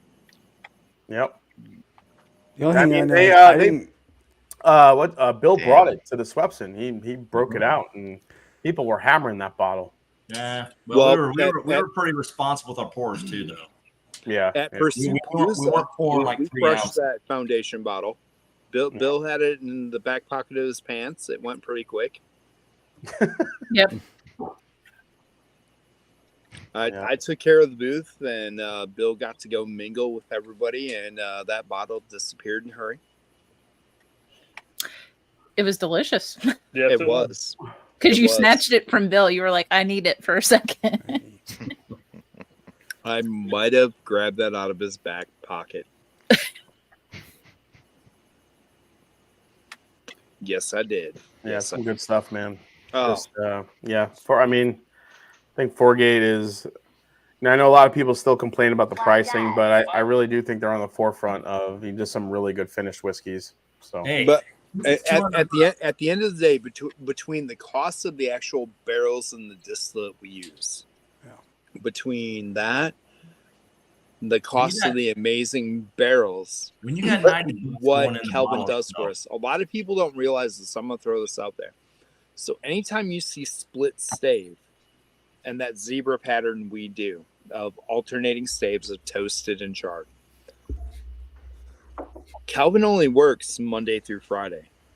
They have a couple gentlemen who come in and make those barrels specifically for Foregate on Saturdays. And those are only made for us. And those guys come in on Saturdays to make batches of those barrels to do those finishes for us. and they get paid in Foundation 3 and 5 bottles. Probably. Probably. Hey, I would do some woodworking for I Foregate. would not yeah. vote against that. And if you've ever been to Calvin or ever seen any videos of Calvin, it's an ocean nightmare, and those guys deserve everything they get. Yeah. I would build some wonky ass barrel and be like, okay, do I get a Foundation 5 yet? I'm in with you. I No, Jason, that quality gets you Jepitha Creed. Oh God. Oh God. Oh, I can't believe I tried that shit again last 2 weeks ago. How bad it was. You know, when I drove by that place, it looks beautiful, and I just don't understand how you can have a place that looks so nice and produce something so shitty. Everything about that distillery is beautiful. The people are super nice. The labels, the bottle design. I mean, the vodka's nice. I mean, even the White Dog tastes good. But there's something about whatever the hell they do to it when they put it in a barrel, and it tastes like I agree. grandma's basement underpants. It's terrible. Dude, I stopped there to try it just to see what the deal was. And I was like, why did I just waste an hour of my life? I tried to give it a chance, you know. I tried it 2 weeks ago on my live stream just to see if it had gotten better, like if they figured it out yet. But nope, they didn't figure it out. They just left it the same, and it may have gotten worse. Oh dear Lord. It was so bad. I mean, the amount of money in that place, it blows my mind they can have something that's so just off-putting. Hey, Chris, I'm sampling that 10-year Foregate sample, and it seems like it's just getting much better. You know what I'm talking about, right? I know what you're talking about, brother. Yeah. Ooh, that stuff is good. Oh, I love the sample. Turn it back. There's nothing better than there's nothing better. I call that is. Look how dark it is. Yeah. The 500 milliliters. I call that. No, that's a 1 liter, Scott. We have 1 liter samples. I call that that around. I call that lab whiskey. There's nothing better than lab whiskey. That stuff is incredible. Yeah. Yeah. Dude, I have a bottle of that, and it might be the best 10-year MGP I've ever had. Yeah, this is 75-21-4. Yeah, and then it's the proof on it's lower. The sample proof on this one's 103. So it's pretty good. I do have that bottle, and that might be a barrel that's never been released. Correct. That might be an investor thing. That thing is fun. I would like to know if that gets bottled. No, it's not. No. But you know a guy, maybe. Mm. You know. Maybe. I mean, I might be 2 floors above it, but you know. So anyone see the official news for the Maker's Mark Cellar Age, the 12-year? I got the email. But I made a joke about that earlier, Jason. I said it's going to be standard makers with 12-year-old wax on it. I ain't gonna lie. We've been aging this wax in our limestone cellars for years. Do any of us know the proof though? 94. 94. Well, no, Well, we don't, because that could be a TTB thing. label. It could be changed. Proof isn't held, but probably. Well, no, it actually hit OHLQ. And Ohio, it did? Shit. Okay. Ohio won't put anything on there until it has all the fixings. Gotcha. According to Minnick, it'll be better than Weller 12. Price? So it says a special Well, blend I of mean- aged barrel. So this here, I have the OHLQ post right here. I got that earlier. Maker's Although Mark this Stellar might be the Age, first makers that nobody actually gets. 94 proof, 70% whiskey. What does that say? Oh, age 11 years. Oh, so 70% of the blend is age 11 and 30% is age 12 years, 12. and the price is $150. Nah, I'm alright. So 150 Ooh, per that's a Weller steep 12 bill. plus 4%. All right. But I I don't mean, know, but it's though. not. I'm I mean, curious. you can't. I'm curious. I would buy it because I'm curious No. because I do like And the bo- Maker's bottle 94 is cask. sexy. I I hate wish- the Value is people- dead. I in wish it was 100 heritage. proof. People are going to gobble that up just because they want to taste Really what will. they're going to want to taste Makers at a higher age. That's the. Really You That's will will. not get value from heritage anymore. It's dead. Okay, I'm Everything- gonna admit something to everybody. If you people know this, I got called to run a bourbon tasting in downtown Chicago at a very exclusive cigar club. The dues at the cigar club a year are $30K. So Michael Jordan, a lot of professional athletes, Yeah. a lot of things like that. I did this event for people I can't name at all. Let's just call it a large financial international institution. And I covered for a gentleman that I know in the Chicago area. I had hitter bottles that were freaking mind-blowing. Absolutely mind-blowing. Old stuff. And one of the bottles in there was one of the Maker's Mark 16-year bottles. The random crazy ones that Fred Minnick talked about, he got to have. Crushed. I got to break that one out and share with them. And before I went in, when he gave it to me, I'm like, I can talk about every one of these bottles here, but I don't know shit about this one other than it's a freaking mythical unicorn. He's like, well, we're standing out in the street. Fucking drink some. I'm standing out in the goddamn street in Chicago, ripping a pull out of the bottle. And yeah, it's pretty freaking amazing.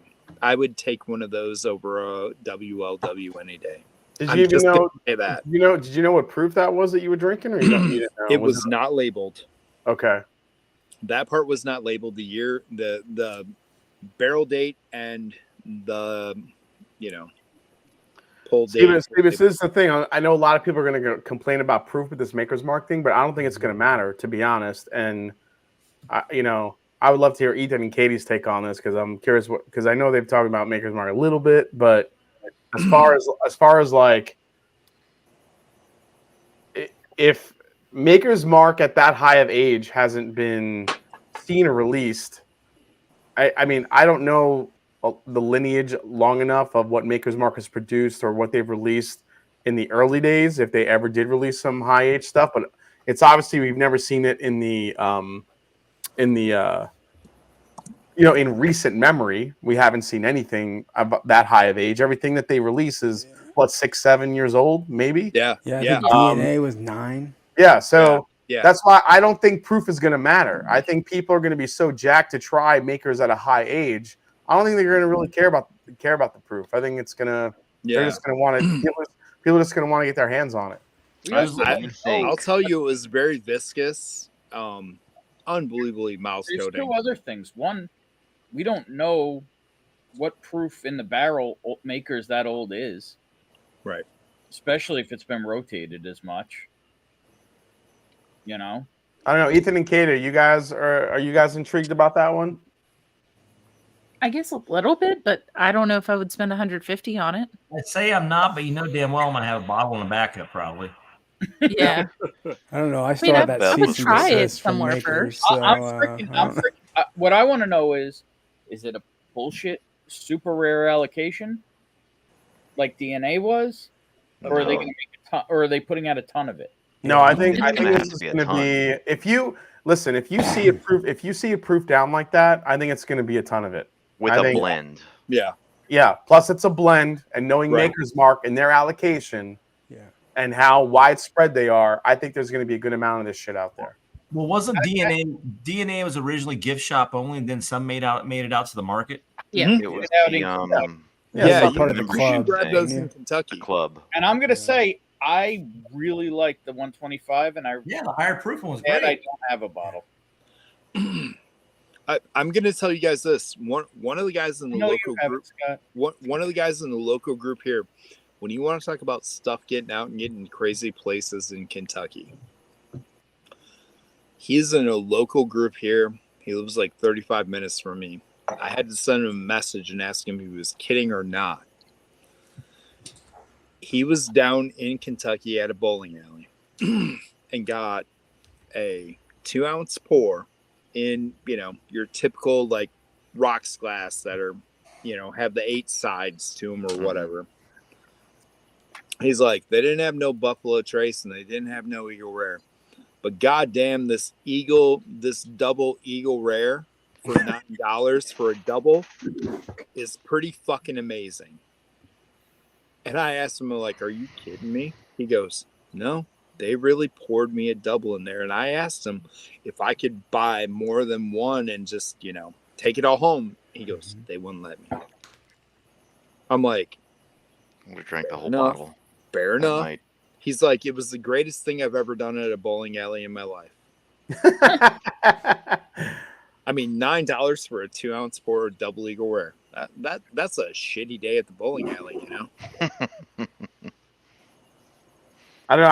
I think double Eagle Rare goes to show you how good of a value regular Eagle Rare is, because I don't think double Eagle Rare is that much beyond regular Eagle Rare, to be honest. No, at the end of the day, he said he couldn't really tell me much more that was different about it than a good Eagle Rare store pick. Yeah, I've had a better Eagle Rare store pick than I've had Eagle Rare 17. Oh well, Adam, I'm gonna tell you something crazy about that. We had an Eagle Rare store pick here last year. I have their third Eagle Rare pick. It's actually a 13-year. Mm-hmm. The year before, they got an 18-year-old Eagle Rare pick. They only got 74 bottles, and they sold it at cost, but to their best customers and stuff. Mm-hmm. But it was an 18-year-old Eagle Rare pick. They're out there. You just never know with Eagle Rare picks you get. And if you ever want to know, shit, anytime you get a pick, send Buffalo Trace the damn laser code, man. They're awesome about getting back to you and telling you. They don't. Did you guys know that there's an 800 number on the back of most Buffalo Trace bottles? Yeah. They will tell you what you've got and tell you. Yeah, I called that number before I reviewed the Stag 22A because D kicked you out, didn't it, Jason?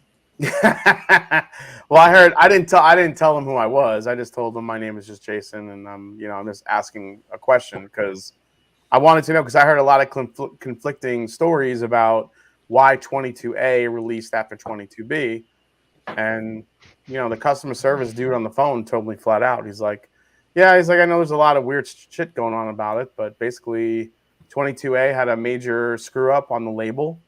And it took a lot of time for us to correct it. So we just released 22B before 22A, even though 22A was bottled before 22B was. Okay. They just had to fix everything. They just took time to fix everything. And then they just released 22A after 22B. So when you look at it in the context, so what's funny is that Buffalo Trace, in their, the way they catalog stuff, they're actually going to have 22A as batch 19 and 22B as batch 20. Whereas us who buy it will probably look at it as reverse. The other way. It's an homage to Mr. T, B.A. Baracus. Hey man, we love him in this neck of the woods, man. Jason. He did a lot of time in Wisconsin. Dude, Mr. T is a legend. Jason, I got a question for you. Yeah. Seeing as you were just down in Louisville, how's that top floor of that Swepson? Pretty plush, huh? Dude, yeah, it's pretty nice, man. I think after the Sagamore event, I think we may do I think our next event's going to be in maybe in Kentucky. So we'll see. Yes. Yeah, I would be seen nice. you guys were staying there. I'm like, Short you guys drive. get me on the top floor of that place, and I seen pictures, and I'm like, wow. So yeah, it's beautiful up there. It's beautiful up there. It's So. just the stairs getting up, carrying tubs of whiskey up would suck. Yeah, that would definitely suck for you, Blake, for sure. Just leave Yeah. them downstairs. Well, they got a 2-bedroom. They got a 2-bedroom and a 3-bedroom downstairs. And Jason, myself, Top Shelf Dustin, we were like Bob comped us with his buddy Andrew there that first time for that 4-gate tasting we had, and we got we all kind of just pimped the place out for Andrew, and people started staying there from Whiskey Tube and stuff. So it's a really nice place. Yeah, it's a cool Very spot. nice. Yeah, it's a that cool place is spot. awesome. Yep. Yeah, I might just do a mash and drum thing there for anybody who wants to come and do kind Count of me a taste. in. I think when my brand gets closer to being launched, I might do the launch there. To be honest, Have so whiskey, we'll travel. Yeah. So a conservative number on the DNA of how many they made was about 15,000 bottles each. Holy I made shit! 4 of them. Wow. Short barrels. It was I didn't that much. realize there was that much of that. That's a conservative amount That's more limited. Mhm. Yeah. because that's only That's my thing. I think 120 anything. bottles. I think Maker's Mark is a very, very. If you just look at the history of Maker's Mark and what they do and how they operate, they have an extremely pinpointed way of releasing stuff to the market. That's why I think this cellar age thing is going to be a lot of it. They also only released, I think, 60% of that. Yeah. They Wow. made 15,000, but they only So, released 60%. Jason, are you officially with Franchi, me, Ben, and Luddick down in Louisville? A member? Not yet. I'm actually seeing if I could split it with Scott if he wants to do it with me. But if not, yeah, I may do it on my own. So, Gotcha. Yep. Because I know you got the information. So Yeah, I'm Jason, definitely looking. if he doesn't, talk to no, me. you don't want to room with Ben. Trust me. That guy snores a lot. You know it's got nothing to The do night terrors are fucking terrible. You don't want to do that. Night terrors. No, because I have one and I believe the other party wants out. All right, yeah. I mean, yeah. If Scott wants out and then you want to do it, Ben, I'll split it with you. Well, I already have one. That's what I'm saying. But You have one already. Okay. I have one, but the guy I'm already splitting it, and the guy kind of wants out. Okay. So All right. just saying. I heard they guess did the models release aren't selling dates today secondary real for well. the locker program meetup. Did anyone get the Blake? Email. Did you Blake? I didn't. I think I actually forgot to ask you when we were at Pours in the Park when we did the bottle share because there was just so much glorious stuff on the table alone. But have you got a chance to try the new American whiskeys from Old Carter yet? They were there. Oh, They were. They were friggin' there A. right there front and center. There is no way to try everything. There's Yeah, exactly. No, that's fine. Everything. Everybody was concentrated on the table. Everybody was sitting around, but That's not Yeah, true. yeah. That Blake, I didn't even get to try everything I wanted to in the conference rooms and in the courtyard. that's what I'm saying. Everybody was concentrated, and then some things got stuck back No, in the tubs. and in that other place, I I even hit the totes and I didn't get to everything I wanted. No, you would. I'm glad you didn't because there would have been a lot of people going, what? Hey, the best pour on the table was my 91.8 proof Obtanium. It's good. But you The didn't raspberry get a Kringle. bottle of it either, But yes, Jason, I do have them. Chris. They're both very both You need that, different Ben? from each other. Batch 11 and 12 are very much different. Mm-hmm. I prefer 12 myself, but a lot of people like 11. Okay. But I do have them, and like I said, I know you want a 4x4, and I said something to you about an Origin Rye, which I got backups of.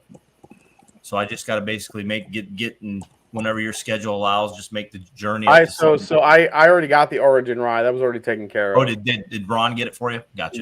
Yeah. I remember him talking to you. So Yeah, so that's all taken care of. But yeah, no, I was just curious because I saw people talking about the new American whiskeys, and I really do like those from Old Carter. I think they blend some beautiful ones. So yeah, they do. They do a great job with that. Mm-hmm. So yeah. But Yeah, they were Yeah. there. Unfortunately, like I said, they were sitting there, waiting for people to try. But like I said, there was so much in there that people couldn't do it all. So here's something pretty cool before I forget and before I jump off here. When I was in Kentucky and we were doing the Kentucky pick, the Russell Reserve picks, I should say, for Master and Journey. I had asked Bruce like have you guys heard of the Generations release? Yes. That 15-year Generations one. Yeah, so it's an Cool. interesting story how it kind of came about. Basically, it was Campari's idea. They basically went to Jimmy, Eddie, and Bruce, and they asked them to each pick out their favorite like batch of barrels and their profiles within the turkey warehouses. Oh, damn. Yeah, and basically, they didn't ask Jimmy to do it because obviously he's like 90 years old now, and Right. he's dealing with some issues. So, but he knew exactly. But Eddie and Bruce knew exactly what his favorite profile was. So they grabbed his favorite barrels. Eddie picked his favorite, and Bruce picked his favorite. And basically, they didn't tell them like what they were being used for. So they do have a master blender at so the original master blender who left, I forgot her name. Her name escapes me right now, but she's at Blue Run now. But they hired a new master blender that's at Wild Turkey, and he took all these lots of barrels and blended all these different lots of barrels together to create Generations. And then I think he originally eventually had Bruce, Eddie, and Jimmy taste the different blends he made until they picked out the one that got selected. Which I thought was a pretty cool story because you just never know how those things come about. You always figure that's history in a bottle, though. Yeah, but on top of that, it's going to be $450. Oh, Yeah. Yep. Oh, 450 retail. I remember you saying that during breakfast. 450 retail. Yes. my I nuts might have repressed crawled that. back up into the cavern and then dropped back out and said, Yeah, Bruce. When I spoke to Bruce about it, he fucking hates it. He goes, this sucks. He's like, I never thought in a million years one of our bourbons would have a $450 price on it, but that's where we are. Happens when the man buys you. So, Jason, can you maybe I missed it? Can you elaborate on your guys' recent Russell's pick of how it went? I want to try the D. I'm just saying. Oh yeah, that's definitely gonna be the sticker. I mean, basically, the first barrel we secured was a Tyrone K. That was gonna be it was easily as soon as we all tasted it. And it's funny too because I talked to David Jennings and I talked to a couple of other groups, and they all picked these Ks. These Ks were just hitting so well, and even Bruce was saying he's like, "You guys are going to pick a K because Ks are freaking delicious right now." Oh, so I got a Benny's one. It not rocked even me. right I'm now. like, what? Warehouse K is special. Something about it. I have never had one out of there that wasn't mind blowing. Yeah, so that was the first pick. So we tried 9 barrels that day. So it was not a bad day at all. We got to try whiskey from 9 barrels. So barrel 7 was Warehouse K. As soon as we tasted it, all of us were immediately like, holy shit, grab that one immediately. I mean, it was sweet, it was viscous, had a long finish. Oh, put that back up, Blake. That thing's beautiful. Which one? Oh yes, First the old one. cornerstone. One of the ones I don't have. Is that the one you just got? No, this Sounds is good. the one I gotta finish. I got the other one back up there. Oh, okay. Nice. Okay. I know. Yeah, then we I'm like, you dirty bastard. Yeah, then we picked Tyrone D, which is a warehouse I've never had a pick from. It was funny too because I was driving by it, yeah, and we passed by D, and I'm like, I don't think I've ever had a pick from D. I'm like sitting there looking at it. Then we ended up picking one. It had the longest. It was like cherry, almonds, tobacco, and like this really nice like sweet oak. Probably the oakiest of the bunch, but the finish on it was unbelievably long. So we wanted to take that one. Then the last one was we were between 2 barrels to do the Kentucky Spirit, and we ended up getting a Tyrone T because that one, when we added a bunch of water to it, it actually got better with the water rather than the other one that actually got a lot shittier than the other one. So. The craziest one I've had recently was Benny's did a Tyrone B earlier this year. Yeah. And I hadn't had one of those, and I was mystified by it. Like God it damn was, I'm it having a was so chocolate. It was chocolate, and then the cherry came through on the finish. Yeah, so last year when Ben came along with the pick that we did, that it was all A's and B's. That's really what they had. That's all. Yeah. Yeah. So this was. I asked Bruce and Wild Turkey if they could roll out like a lot of different barrels from different warehouses, and they really did. I mean, we had Camp Nelson. That is so freaking cool, dude. We had That- every letter that of you went the outside the range Yeah. of what we all asked for. Yeah, we had every letter of the alphabet you could think of, and we were just able to get some different warehouses. So it was really Yeah. cool. Yeah, because we all asked for the Camp Nelsons and things like that because that's what we know.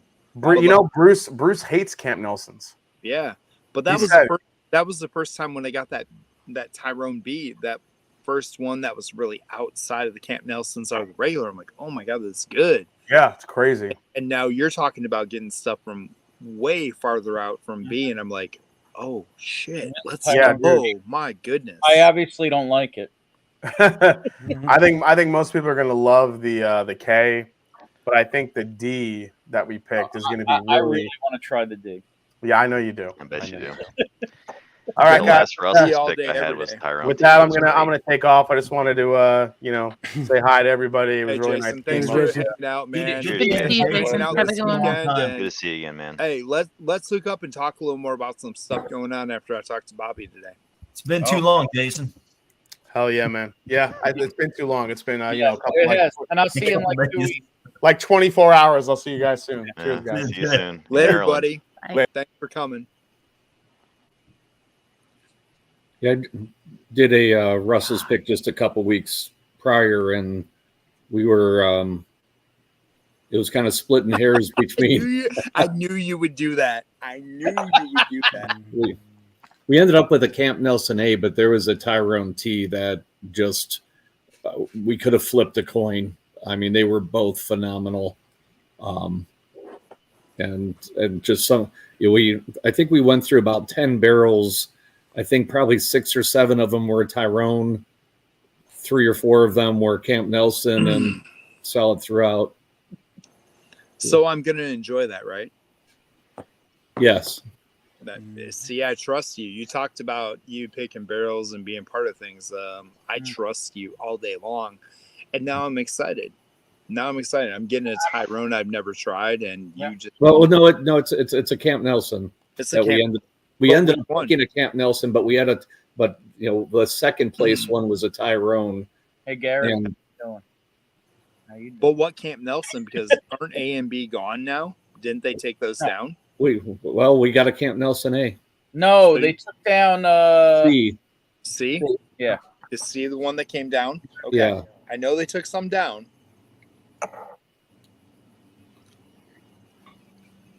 I'm so happy that I got gifted this.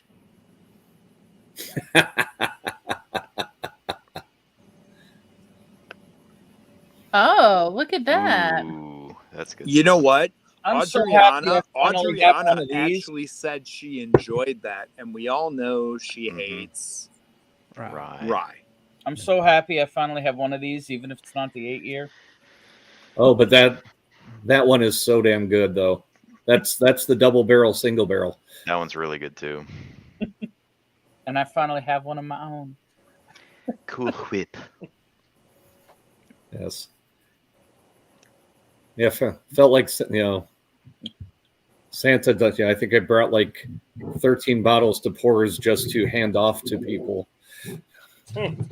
Everything I tried that you Hey recommended Gary, you're a was slacker. really good, Gary. I brought 7 cases. You suck. I actually only bought one bottle in Michigan the whole time I was there. What did you buy? Because Did we you only buy had- Manny Schnebbets? Traverse City. Nice. Is that a That barrel stuff proof? is really good. It's the 94. Yeah. Yeah. 95. Sorry. I think I used 5 of my tickets just on that. Okay, Yeah. Ben, you talk about that for a minute. I'm gonna go grab something real quick. That toasted one was something special, though. Yeah, Oh, that well, toasted. I got to Whoa. taste that, but this I really enjoyed. That's I why I did want too, that yeah. honey so Bottle bad. before I left the state. And the bottle's sexy as shit. I'm just saying. Yeah. That is a great bottle. Feels. I was picking through bottles to take, and you get too much whiskey when you forget stuff. Period, as Ben knows probably. And I come across one he was wigging about the other day, and Which it was one? a Wathens single barrel from Justin's. You have it, Yes, sir. and it was there. No, I didn't have it there. I was gonna bring it in a tub, but I needed to take some bottles out, so I did figure I took that one out. You don't have backups, do you? I do not. God damn it.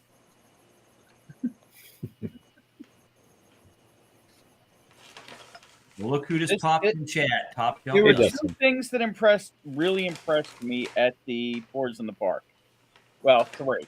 This was one, Mammoth, and the Double Oak. What do you call it?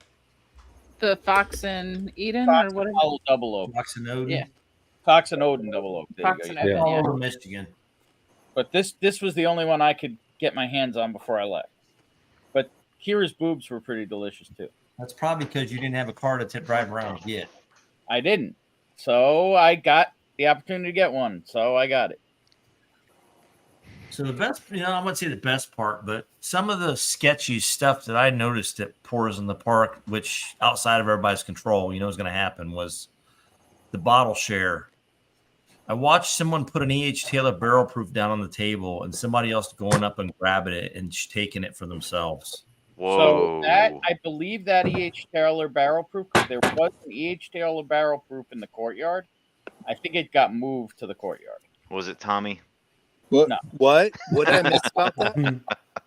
There was an E.H. Taylor barrel proof that Blake saw land in the conference room and then get And it taken. immediately got grabbed and taken And away. all I'm saying is I Oh. saw an E.H. Taylor barrel proof. There land was on- one out there. There was Yeah. one in the conference room. That was the gentleman who brought the 13 Colony Double Oak. I was sitting with Yep. him before anything went to the conference room, and he did have those two out there. It was Yes, a batch it was his. 10 EH Taylor barrel proof. I had that with him. We discussed it, and we discussed his It's very 13 Colony. He was the one who provided the 13 Colony Double Oak to wish I the had gotten to junkies try that. themselves.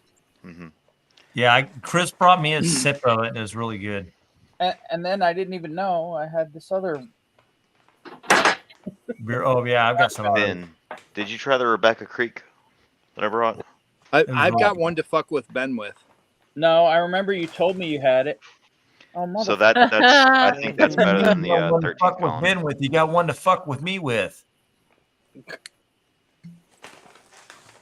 I gave away. I poured so much of this as I was supposed to. I know you did, and I enjoy. I loved the shit out of it. One of the Horribly biggest amazing surprises for bottle. me, the Remus high and low or high rye, low rye. The whatever they highest call it. rye. Highest The rye. highest rye, the Yeah, 39 that's proof, amazing. 39% a rye. really good bottle. Yeah, for the price, it's amazing. Yeah. So the other thing that was $60, and those should be hitting shelves rapidly right now. So I'm the getting other them thing there. that was- Remus, even though they name shit after Long Island, is not sold here. the other thing I That found is sold in interesting Michigan. was there was a guy at Pours in the Park. He was carrying around a barrel that said Green. Oh, that River. scumbag. I don't even know who it He was. Oh. He was going down the table and putting He every was bottle going down the table everywhere. in that, Yeah, in the that best thing, of the best stuff in that barrel. in that barrel. Yeah, What? I might have had a bad conversation with him because he grabbed the 4-gate stuff while I had it sitting there. I'm just sitting there watching. I'm like, what the heck? He's like, "Oh, 4-gate and a 4-gate, pick release." I'm like, "Yeah, that's not what this is for." He's like, "Wow, it's on the share table. I can do what I want." I'm like, "See that card right there? That's me. Here's my ID. That's mine. No, you're not doing it." And he's like, "Oh, well, why not?" I'm like, "That's not the purpose of this. For you to make an infinity barrel to take home." No. He's like, "Oh, I'm going to share it here in a little bit." I'm like, "What Nobody you're wants doing isn't going to happen because it takes a minimum of 2 weeks based on alcohol and volumes for everything to meld. There couldn't is no figure it out. way." I'm just No like, is way. this a souvenir? Is this a souvenir 2023 Pours in the Park barrel that you're going to put on secondary for some Yeah. stupid? Yeah, I'm guaranteed. really glad I missed so much of this. Yeah, when we showed up, Some clowns there this year. Yeah. As somebody might have alluded to. yeah. Oh, there was one situation that I'm very glad I wasn't there for because I would still be in jail. Hey, in buddy, Michigan. you're still the cooler. You will always There's be no the cooler way. to me. There's no way. And That- I'll that always would be only go thankful one way. for you and appreciate you for Thank all you. you've done Appreciate that. and love you, and I want to hang out with you always. Absolutely. And happy Seriously. birthday again. There are certain lines Yes, happy where birthday, sir. violence is the only response. Oh, I hear you. I actually offered at one point that like Dan was doing Peacemaker, and I actually said to him like, you know, if you need somebody to just take care of it, I'll be. I said I actually looked at Dan dead in the eye and I'm like, you know me, you know I'm that guy. Ben, I wasn't Ben, you gonna- can't fight anybody, dude. I've seen your feet. I don't need my feet. Hey, did you guys see Jeff's There's feet? 300 plus pound feet He's behind got him. hobbit feet. Mhm. He's a little hobbit. It's Ben, this hilarious. is terrible. Terribly awesome. You wish you had it. You didn't answer my question. Which one? The one I sent you. Sorry, I went inside to go take a whizzle. So what did you Much What'd you longer ago than that. what'd you do, Chris? Get another cork for that bottle? Yeah, yeah. We finished two of the bottles that were the sample bottles. So I grabbed one of those and put it in it. I was gonna say because I brought all the corks back with me. I'm like, well, you didn't take one of mine because Yeah, no, it was the ones that I finished when I poured all the samples. yeah. Even though I knew that bottle was there and Bob gave it, I never even drank it because there's so much other stuff. I got to give proper comment. It was Bill. Bill sent it. Well, I'm sorry. I meant Bill. I said Bob because I just had a good conversation with Bob yesterday. But Bobby knew about it and was really proud that was something we sampled out to a lot of people. Yeah, And I was talking to Bob. I told him about our last night when we were doing it, and you busted out the unicorns for us. Yeah. Well, So we got to do the proper 4-gate unicorn tasting. no, I told that to Bob yesterday. He I know. Knew, I know. He knew those bottles were all going. It's just he called me when I got home yesterday. I know.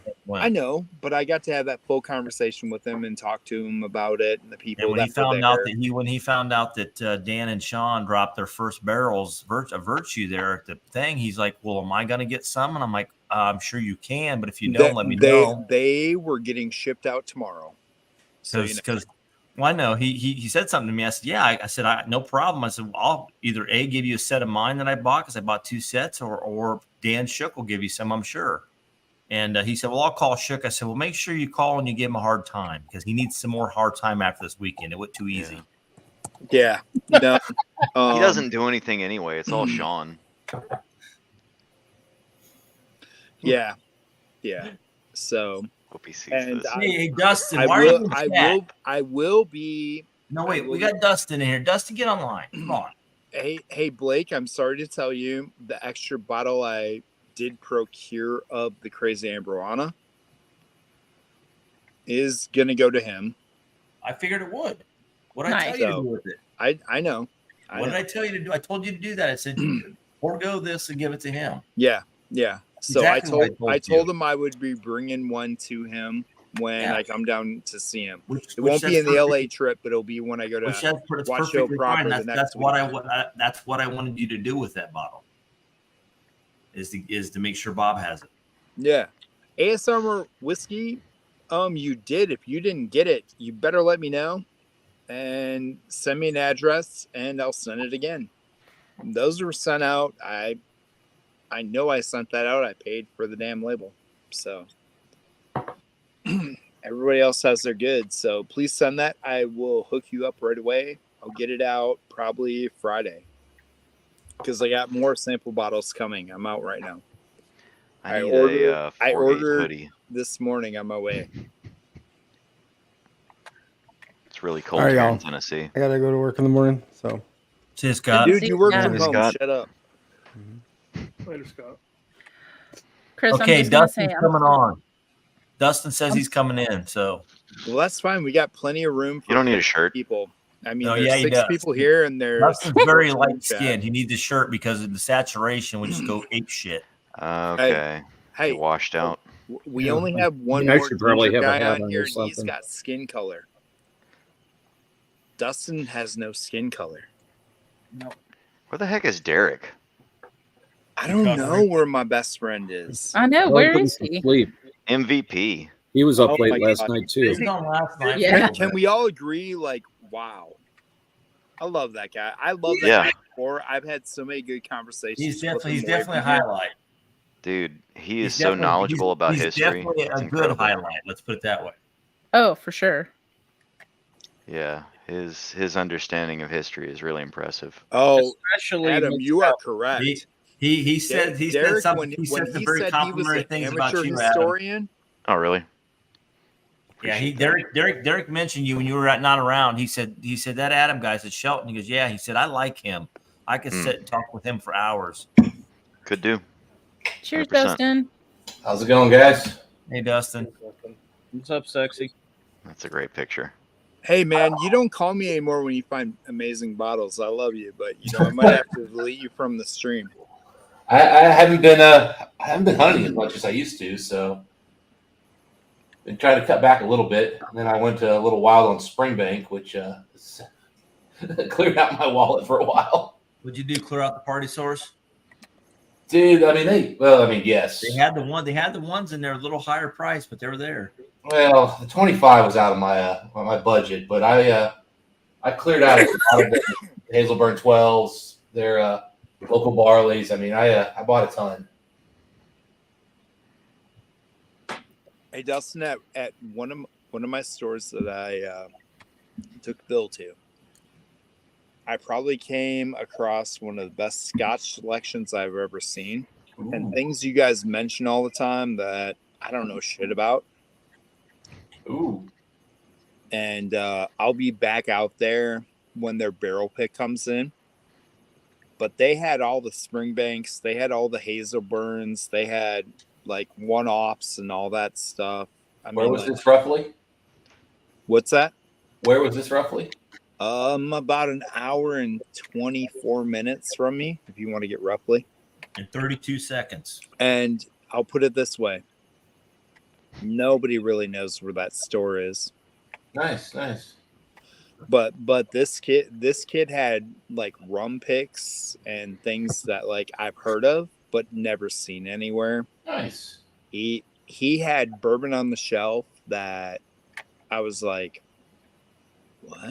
How do you have this? He's like, I pay attention to what the best thing is and I get them. Nice. Like and dude, everything MSRP, nothing is marked up. It's such a simple recipe. Like he had a bunch of black adders and things like that. Oh, that's pretty cool. Yeah. All that cost. That is cool, man. Yeah. 27-year-old kid owning a store going crazy. Oh shit. Good for him, man. Yeah, dude. 7-year-old. And like the people that were coming in, they were buying high-end stuff, like with no complaints, no questions, coming in going, hey, when's that next like high-end scotch coming in? And he was telling them dates when it was prospected to come in. Like he knows his shit. Nice. So when I go there next time, I'll take pictures of everything and send them to you. Very cool, man. Yeah, but I'm connected to him because he's connected to my store that's 5 minutes away. They're good friends and split barrel picks, so not hard to get stuff. Did anybody get the Kingslayer Bourbon Junkies drop today? Barrel King? Mm-mm. We did not. Nope, I'm not that cool. I wish it was. So is No, the Foregate the only part of the unicorn set, or are there some others you consider part of the unicorn? Unicorn wise, like Yeah. dude, he had high end stuff. Like he had Like, old ass. I brought the 63 Stitzel imported like crazy for everybody. No, he said the Foregate unicorn set. I wasn't sure if there were a couple, like I know the 14 be Well, rare. I got So- to taste CBO. Oh, you tried that one? Mm-hmm. Yeah, it sucks. It's terrible.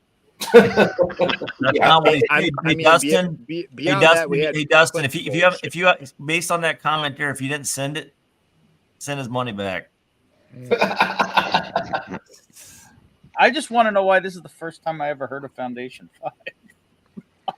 Smash and Drums talked about it a bunch. That's the blend. Foundation, Yeah, there's Foundation 3 too. Foundation 3 is 9 year, 9 month. The Foundation 5 is 9 year, 9 month. I never heard. I literally until Chris said you got to try Okay, it. I'm here to tell you, then you don't pay attention because I had them in Louisville for your guys' barrel pick week, and I've had them a couple other times. You might too. have, but there was 750 bottles. Whatever. there that weekend. Excuses. No, What I'm is it? saying I never heard that it was something special, and I tasted it, and I said, "Holy shit!"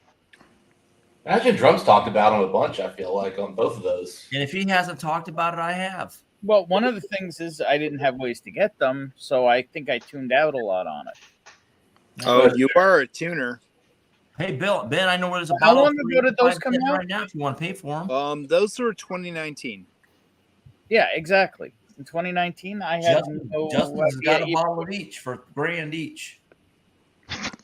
Yeah, like I told everybody, last time I saw them in secondary, they were 500 a piece, and that was about 6 months ago. So Those were pretty small releases too, if I recall. they were very small. And I'm saying I've I never was lucky to have a friend sell me one of his backups for $400.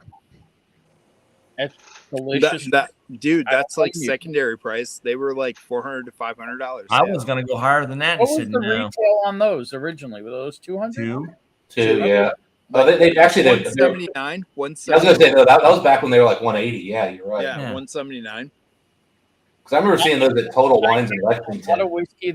I tasted a lot of different whiskey this weekend, and that one really, really impressed me. The problem was I didn't know what they were until after I got home, and then I found out were basically grabbing. And I was like, "Son of a," because batch 2 from Foregate was just not for me at all. So like when batch 3 came out, I was like, Come on. You cannot judge Fourier on that batch ever. Well, again, it only had 2 batches. The first one was great. The second one was just not for me. And then the third one was like unfinished and it was still expensive. And I was like, I need to know more about this. I didn't know they only made like 800 bottles. The first time I ever heard of it, And you oops on that because it's so fucking good. was Indiana. Indiana was the first one I really knew existed, a foundation. I didn't know there were all these other foundations. There's batch 3, there's batch 5, and there's batch 8. Batch 8, you won't probably. Oh, it's Tennessee Foundation. It's Dickel. There are more coming. There are more foundations coming. All right, y'all. I'm going to bed. We're gonna dip. Hey, happy birthday! Cheers. Appreciate it. sir. Thank you for coming to hang. Thank you so much. Thanks for having me. Hanging with us, and I got to know you. And hell yeah, dude, you're a dude. You're a You dude. are a dude, man. You're We're part gonna of the see you inner- next time. You're part of the inner circle forever, buddy. Yes. And I want to steal your dog.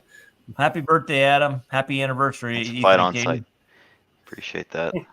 Oh, happy anniversary, guys. We really not. enjoyed, I just said we it. really enjoyed you, bud. Cheers, you guys. Thanks, y'all. We'll see you Y'all next take time. care. Cheers. Bye. I'm going to join the Exodus as well. God damn. No. Have any of you guys had that 15-star finished bottle they just put out? Yeah, I got to try it. It's not too bad. It's one of the best nosing bourbons I've ever had. Well, I'm gonna give you that, but the finish didn't live up to the nose and the palate. I don't know how anything lives up to that nose. That nose was insane. That nose was, it was dirty. It was like double bubble gum with like rum. It was just like, what the fuck? Yeah, So why dude, can't it was fantastic. Don't get me wrong. Why can't we get Tim Evans on here? Tim It Evans, doesn't let's fit on- go. it doesn't Let's fit go. in the frame. It's late at night. Nobody's gonna know. Nobody's ever gonna watch my stream. Or you Let's can take go, it bud. back, or you can take it back straight back. I'll take it to the straight. back stream if Tim Evans says He's I'm gonna coming say out, he's, we'll go to he's the gonna back say everybody. stream. He's, We'll go to the gonna, back. he's gonna say everybody in the house is asleep, and he can't go. Dude, Which I can't get. believe Whiskey Crusader's still going with Scotch Down Under and Donald Rance. When they start? 2.5 hours ago, but usually Matt doesn't go late, and it's 1 p.m. for him, and it's a work day. No, it's 12:14 for him. He's in the same time zone as me. No, he's talking about or Ken or whoever. Ken is in Australia. Oh yeah, Ken. Yeah, Well, Ken's just a freaking madman. That's true. Ken's doing work and fucking drinking and streaming. You don't care. I have not seen any work, and Ken does not seem sober, which is Look great. at Tim's comment. You know, Blake. All right. Tim Evans, come on, jump in the back room. He's not Take going it to. private. In other words, wants to come in the back in other stream, words, it's he's there. not going to. It'd make too much commotion, wake people up. I'm gonna take and put the link here. He's If not going to come on. anybody wants to jump to the back stream, let's go. Let's hope I don't fuck it up on the iPad, but it should work. I hit end stream. We should be good in the back room. He ain't gonna jump. He don't fit in the frame. That's why he doesn't come on camera. Because he's Oh, 6'5". He's 6'5". He stands in front of the camera and all you see is his chest. Because he's so damn tall. Not really know. 5'2" like you. Oh man, shots fired. Dude, that's a tall motherfucker that I had no idea he was Danny tall. DeVito says he wants this penguin title back. You know, come on. It's all right. I see how it is. Dude, it's because you're drinking out of that glass, bro.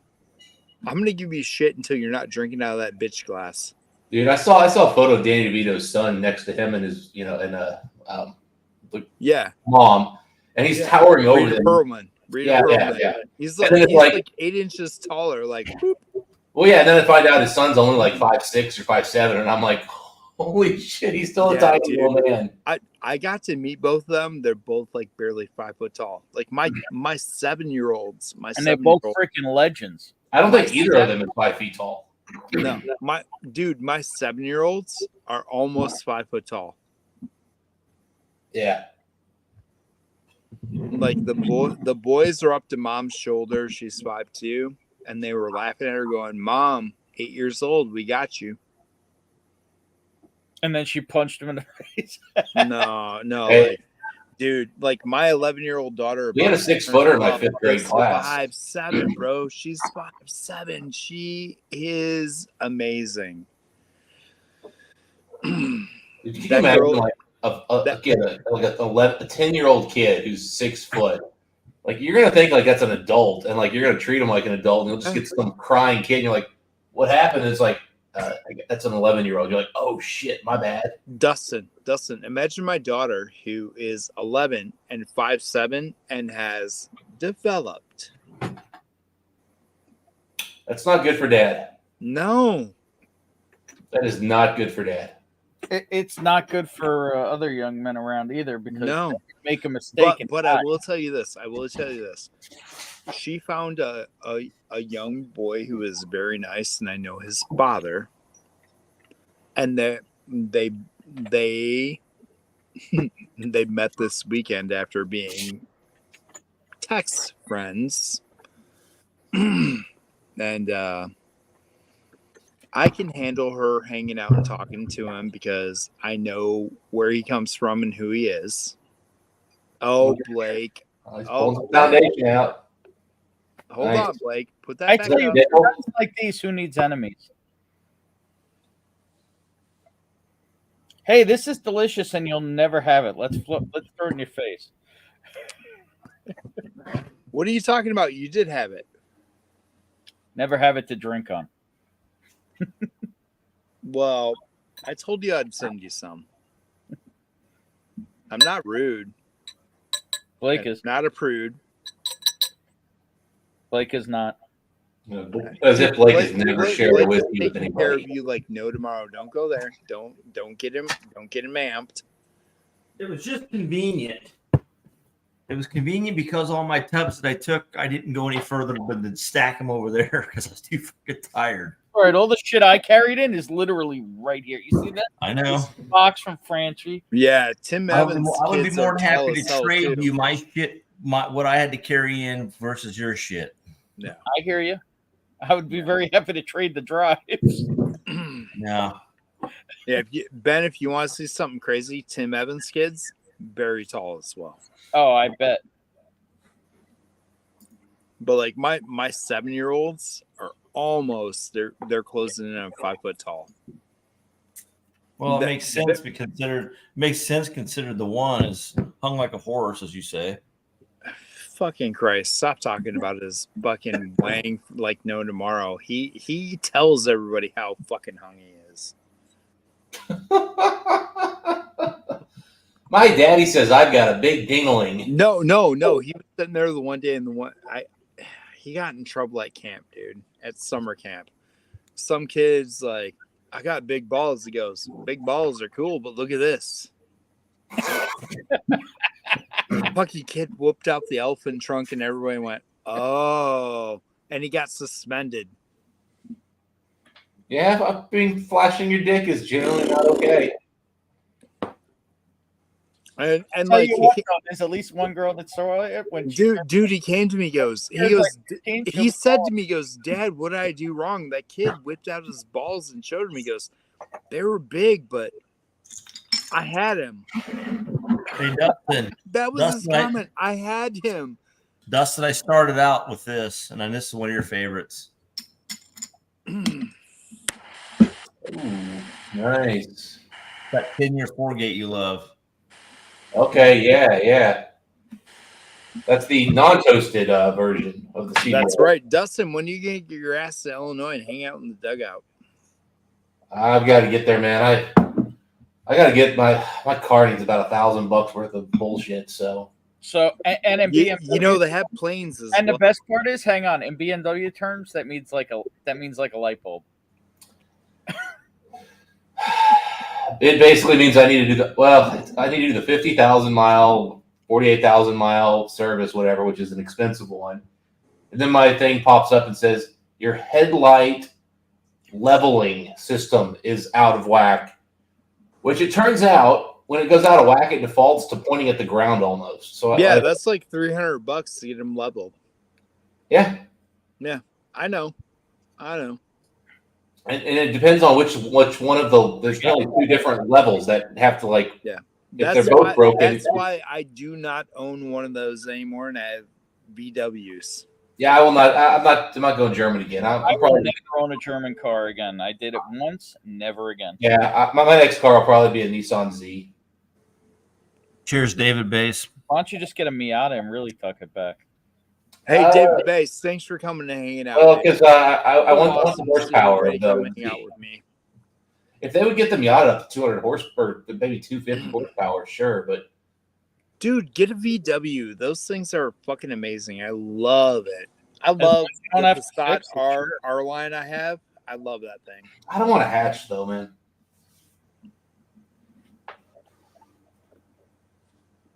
I don't have a hatch. Well, I don't want more than 2 doors. Okay, you got me there. So, all right, you got me there. I think the only thing they have that's got 2 doors is a hatch. I got 3 kids. I have to have more than 2 doors. Yeah, I want my car to say "No kids allowed." I want that to be like a message my car extends to the world. Trust me, Dustin. After what I went through with Mama just texted me and asked if I'm outside. So, and I just text back yes. Just tell her you're talking to your friends.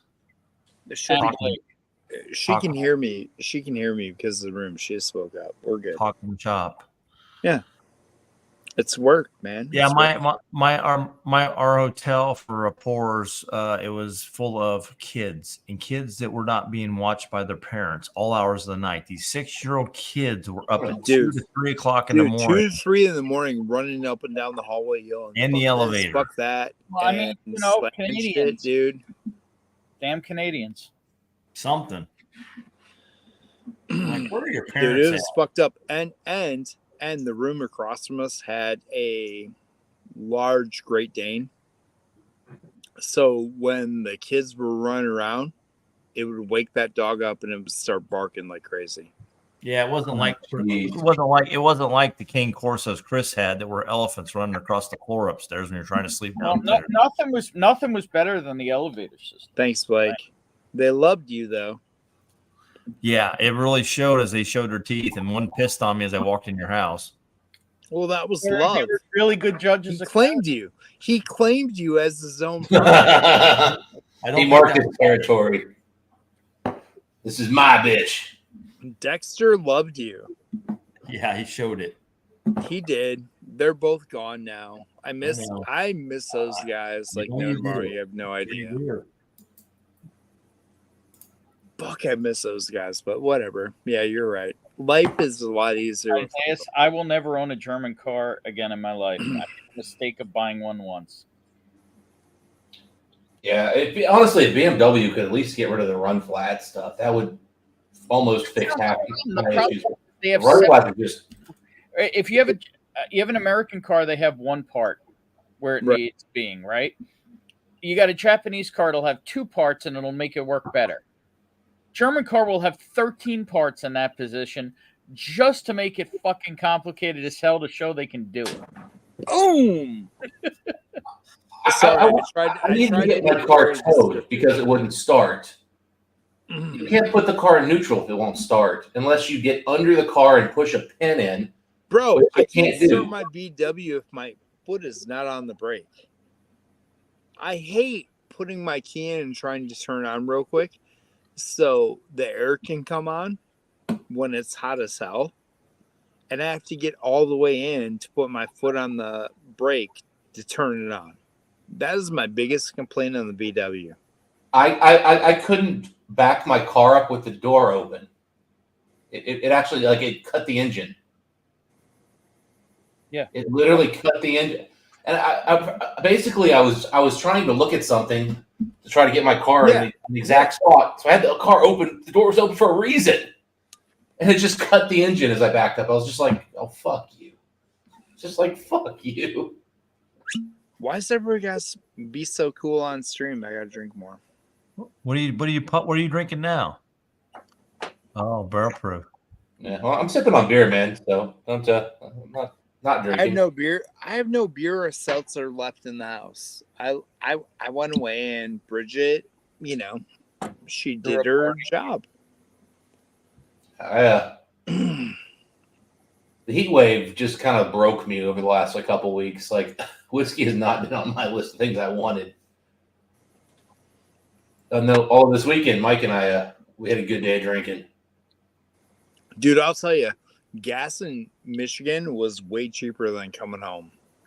Like right now at home, it's like $4.40 a gallon. What the fuck?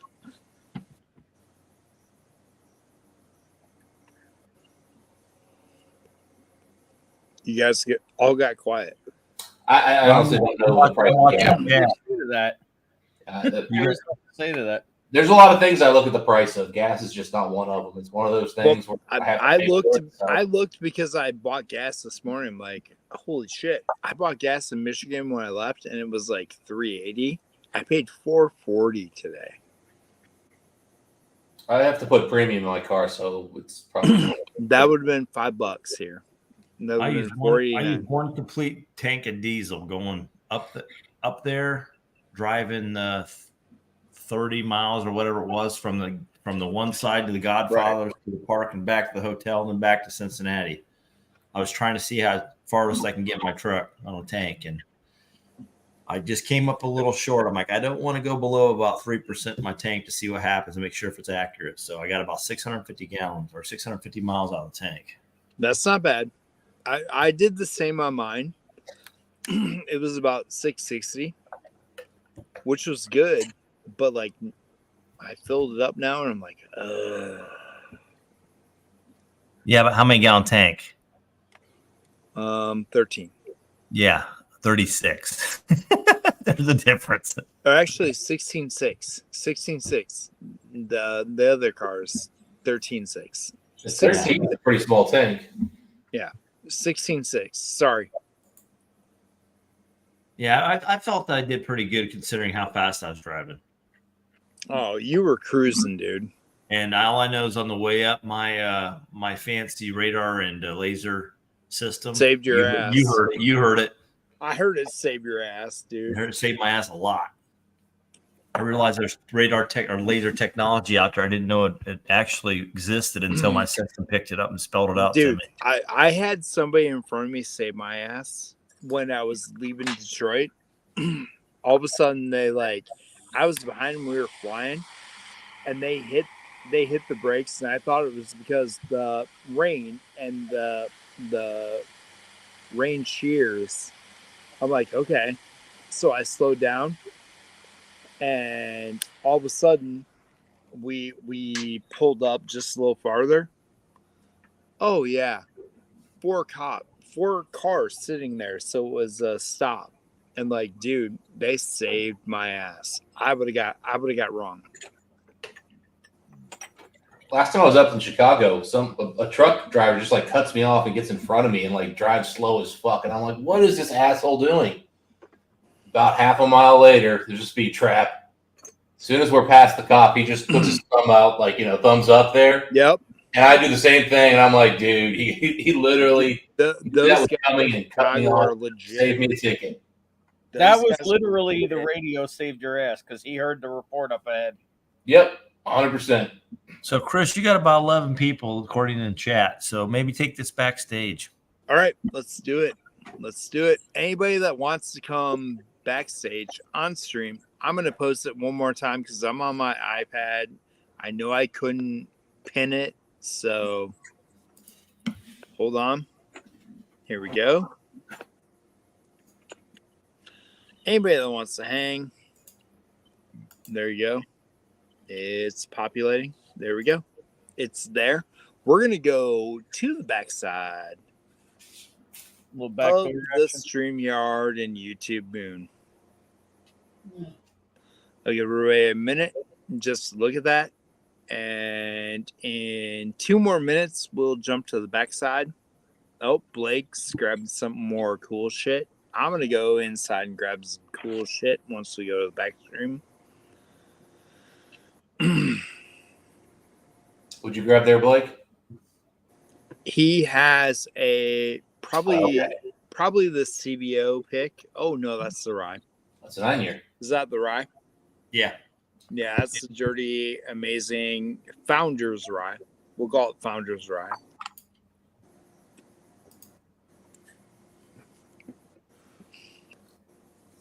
All right, guys. I'm going to jump to the back. Nobody's jumping, so I'm going to do it right now and hit the end broadcast. I hope everything stays because first time in the iPad doing this, so let's see what happens.